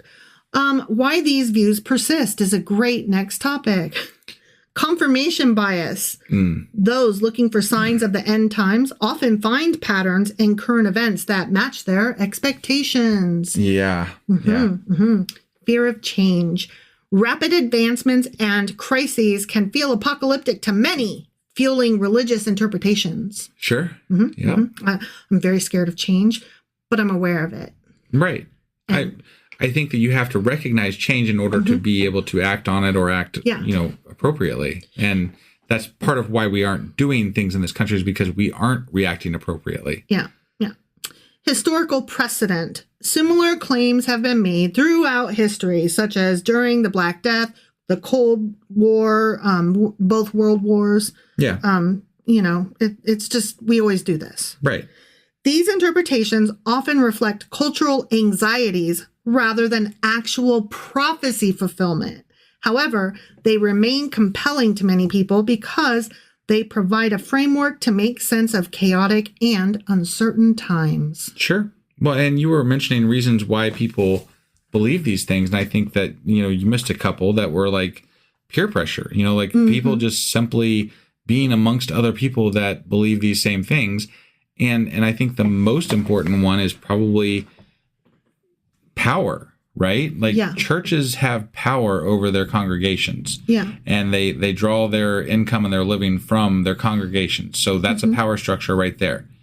Those churches have higher structures that, feed them money as well. The hierarchy. So those people will have a power structure over the churches.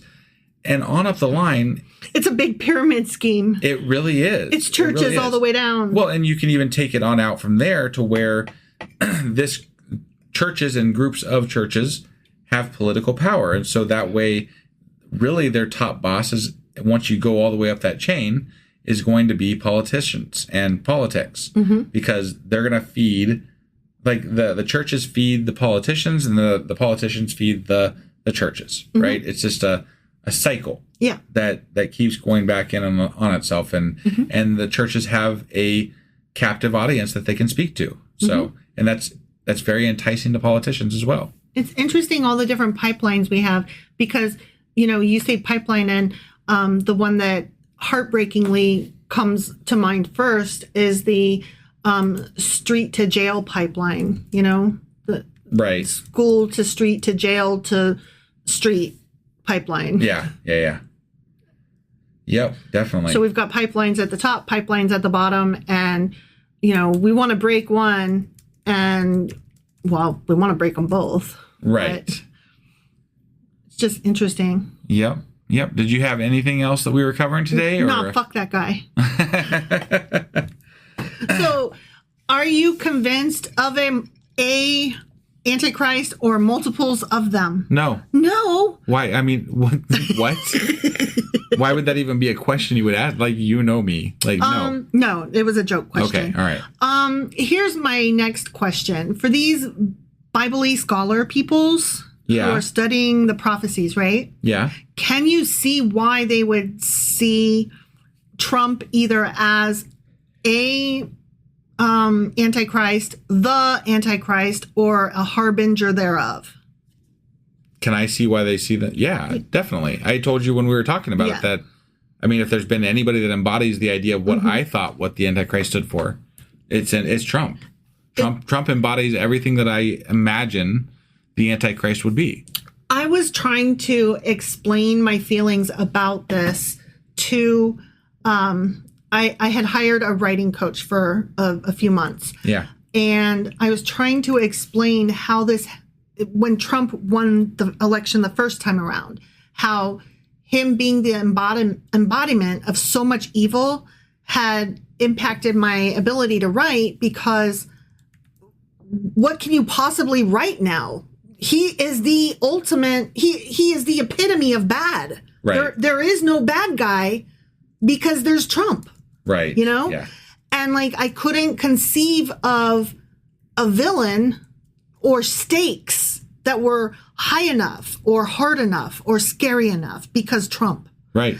And I recognized that was just me panicking in that moment about how serious and scary it was to have him as our president. Sure.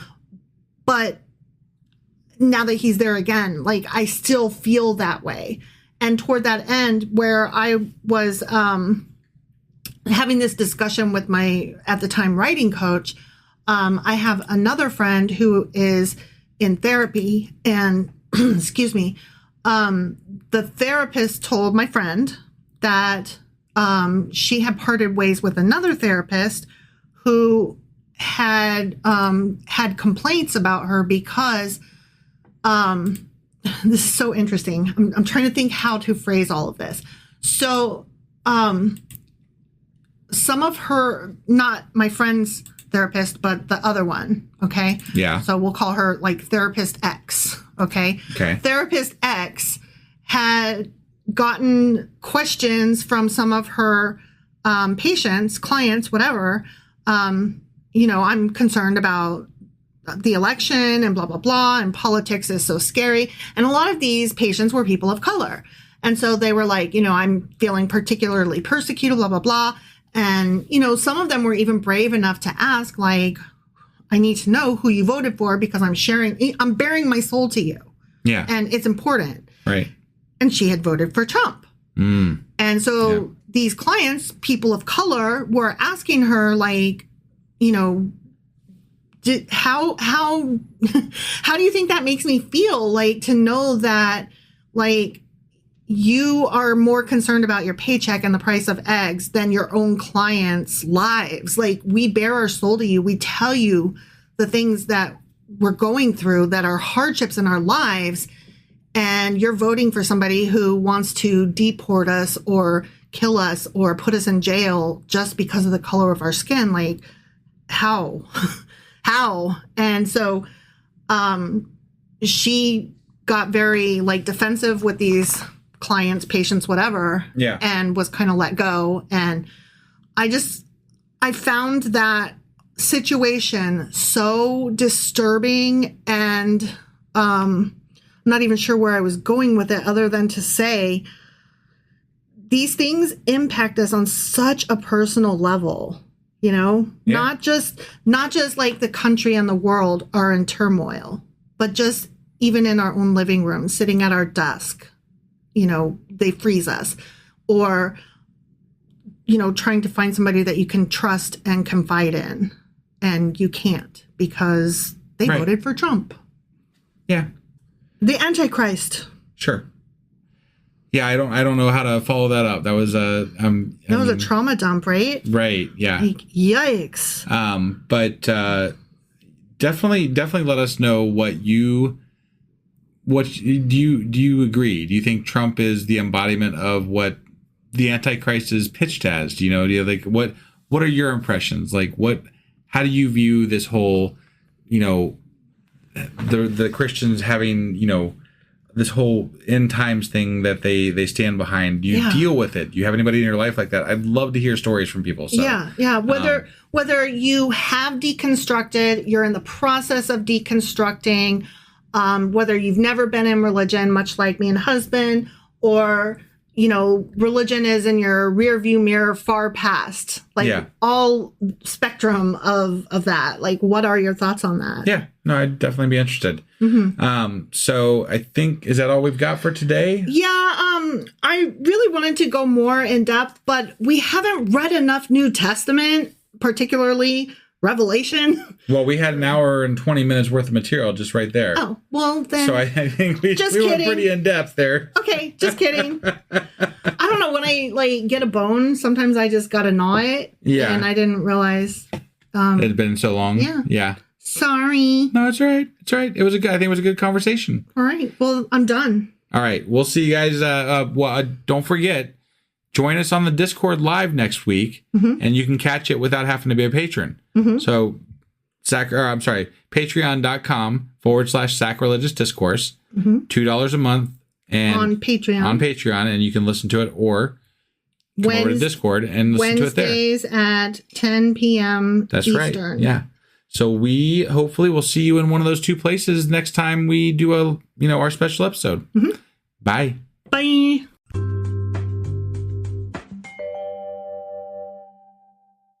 Husband! Wife!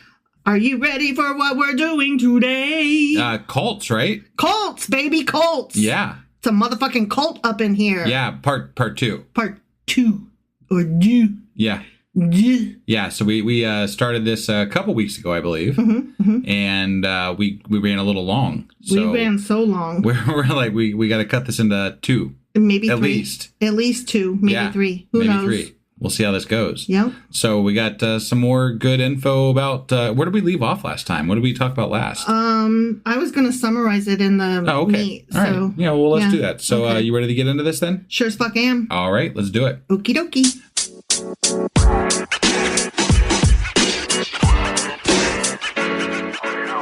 All right, before we hop into this, I forgot to mention in the intro that this is a Patreon-only episode. It sure as fuck is. Which means that if you're not joining us here live on Discord tonight, which is the best way to do this, and links are always in the show notes. Even on this one, if you are not a patron, there's links in the show notes for the Discord. So check that out. Join us on Discord, and you can be there next time we do a free, a Patreon episode, and you don't even have to pay for it. But exactly, if you can't be here for our lives, which are 10 p.m. Eastern every Wednesday, you can always catch these episodes on Patreon, and you can get them for as low as $2 a month. Just head over to patreon.com/sacrilegious discourse. Yes. That being said, you ready to get into this episode here? Indeed, I am. All right, let's do it. All right. So last time we did this, we talked about cults versus religions. We did. And we started with charisma and authority and living prophets versus historical figures. Do you remember that? That was like people here on earth versus like Jesus or Muhammad or whatever. Sure. Yeah. Right? And then isolation and control. Right. And apocalyptic and fear-based messaging. And that was all under defining cults versus religion. And we will be covering more of that because we aren't done with that. Got it. Okay. We also covered a report that sustained fear-based messaging can erode mental capacities and make individuals more susceptible to manipulation, aka brainwashing. Right. And that's kind of a thing that's been happening. Yeah. To the Republicans. In our media landscape. Just in general. Yeah. I would say that media understands the idea that if you promote fear, that you have a more willing listenership. Yeah. To buy into other things if you can catch them on that. So. Yeah, and the more that they continue being afraid, the more that you can like pass by these other ideas to them, and they'll buy it because they're in a position mentally to do so. Right. Yeah. So that's exciting. Isn't it, though? Right? Mm-hmm. Okay, so moving on, we're still defining cults versus religion. Okay. And the next thing would be sacrifice and control over personal lives. So cult leaders tend to demand extraordinary levels of personal sacrifice and control, often dictating followers' relationships, sexual behavior, finances, and even diet. Wow. Jones famously required his followers to give up their possessions and live communally. This is Jim Jones. Jones. Heaven's Gate. Yeah. Okay. And then David Koresh of the Davidian dude. Branch Davidian. Yeah, them guys. Took it further by claiming the right to have intimate relationships with his followers, including young girls, under the guise of, quote, spiritual duty. Oh, wow. He grody. Yeah. While the leaders of certain religious groups also have specific moral expectations, these demands are usually less extreme and can be interpreted through broader frameworks like priests or pastors who interpret scripture rather than inventing, quote unquote, new commands for their followers. Having said that, I do not want to overlook the fact that religious leaders are also pretty fucking grody and do their own form of covering up for each other and hiding the nastiness that they do. And using the power that they do have to abusing their power over people. Yeah. So, yeah. Totally. Yeah. That wasn't listed here in what I was reading, and I just felt like it was important to add that because let us not overlook that. Absolutely. Yeah. And I mean, let's just not, let's not beat around the bush. There is some aspect of cultishness in Oh no, what happened? Well, this is a special Patreon episode, actually, which means that they need to go to Patreon and subscribe as a patron in order to listen to it. Okay, well, I guess that we are going to go do that now. Yeah, just head over to patreon.com/sacrilegious discourse, become a member for as low as $2 a month, and you'll have access to all these special things and goodies too. So, go do that. So this was just a teaser. Yeah, teaser. Okay, just Bye. checking. Okay, Bye. Bye. Bye.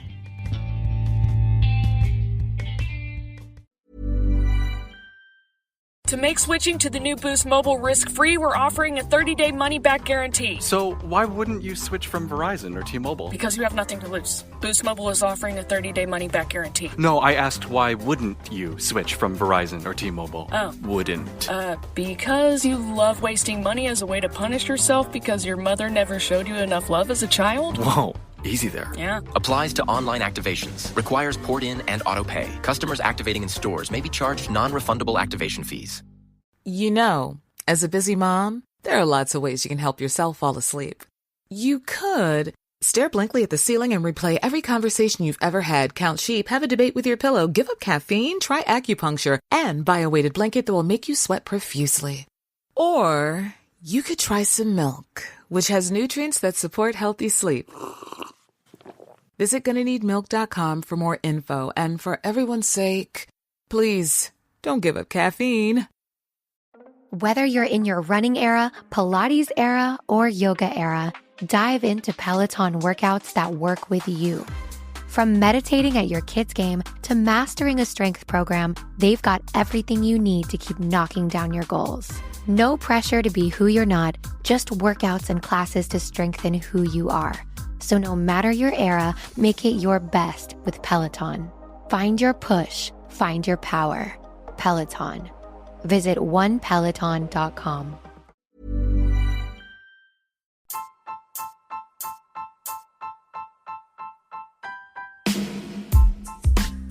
Hey, wife, I guess that's the end?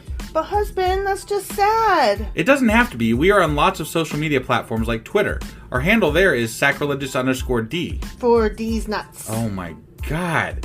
Stop doing that. Anyway, we're also on Facebook, Instagram, and Pinterest. There's a link to all of our social media sites at our website.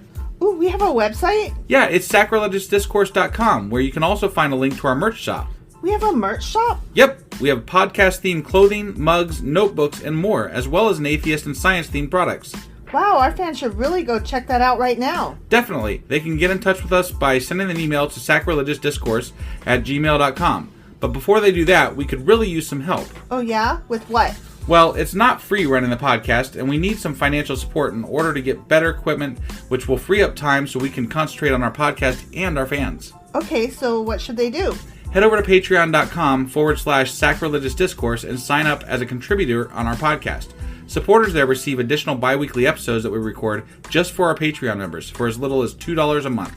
Also, we'd really appreciate it if you would like and subscribe on whatever platform you're using. And Apple Podcast reviews help us out tremendously. Like and subscribe, leave an Apple review, join us on Twitter, support us on Patreon. That's a lot of instructions. Don't forget to say thanks. Thanks. Okay, bye.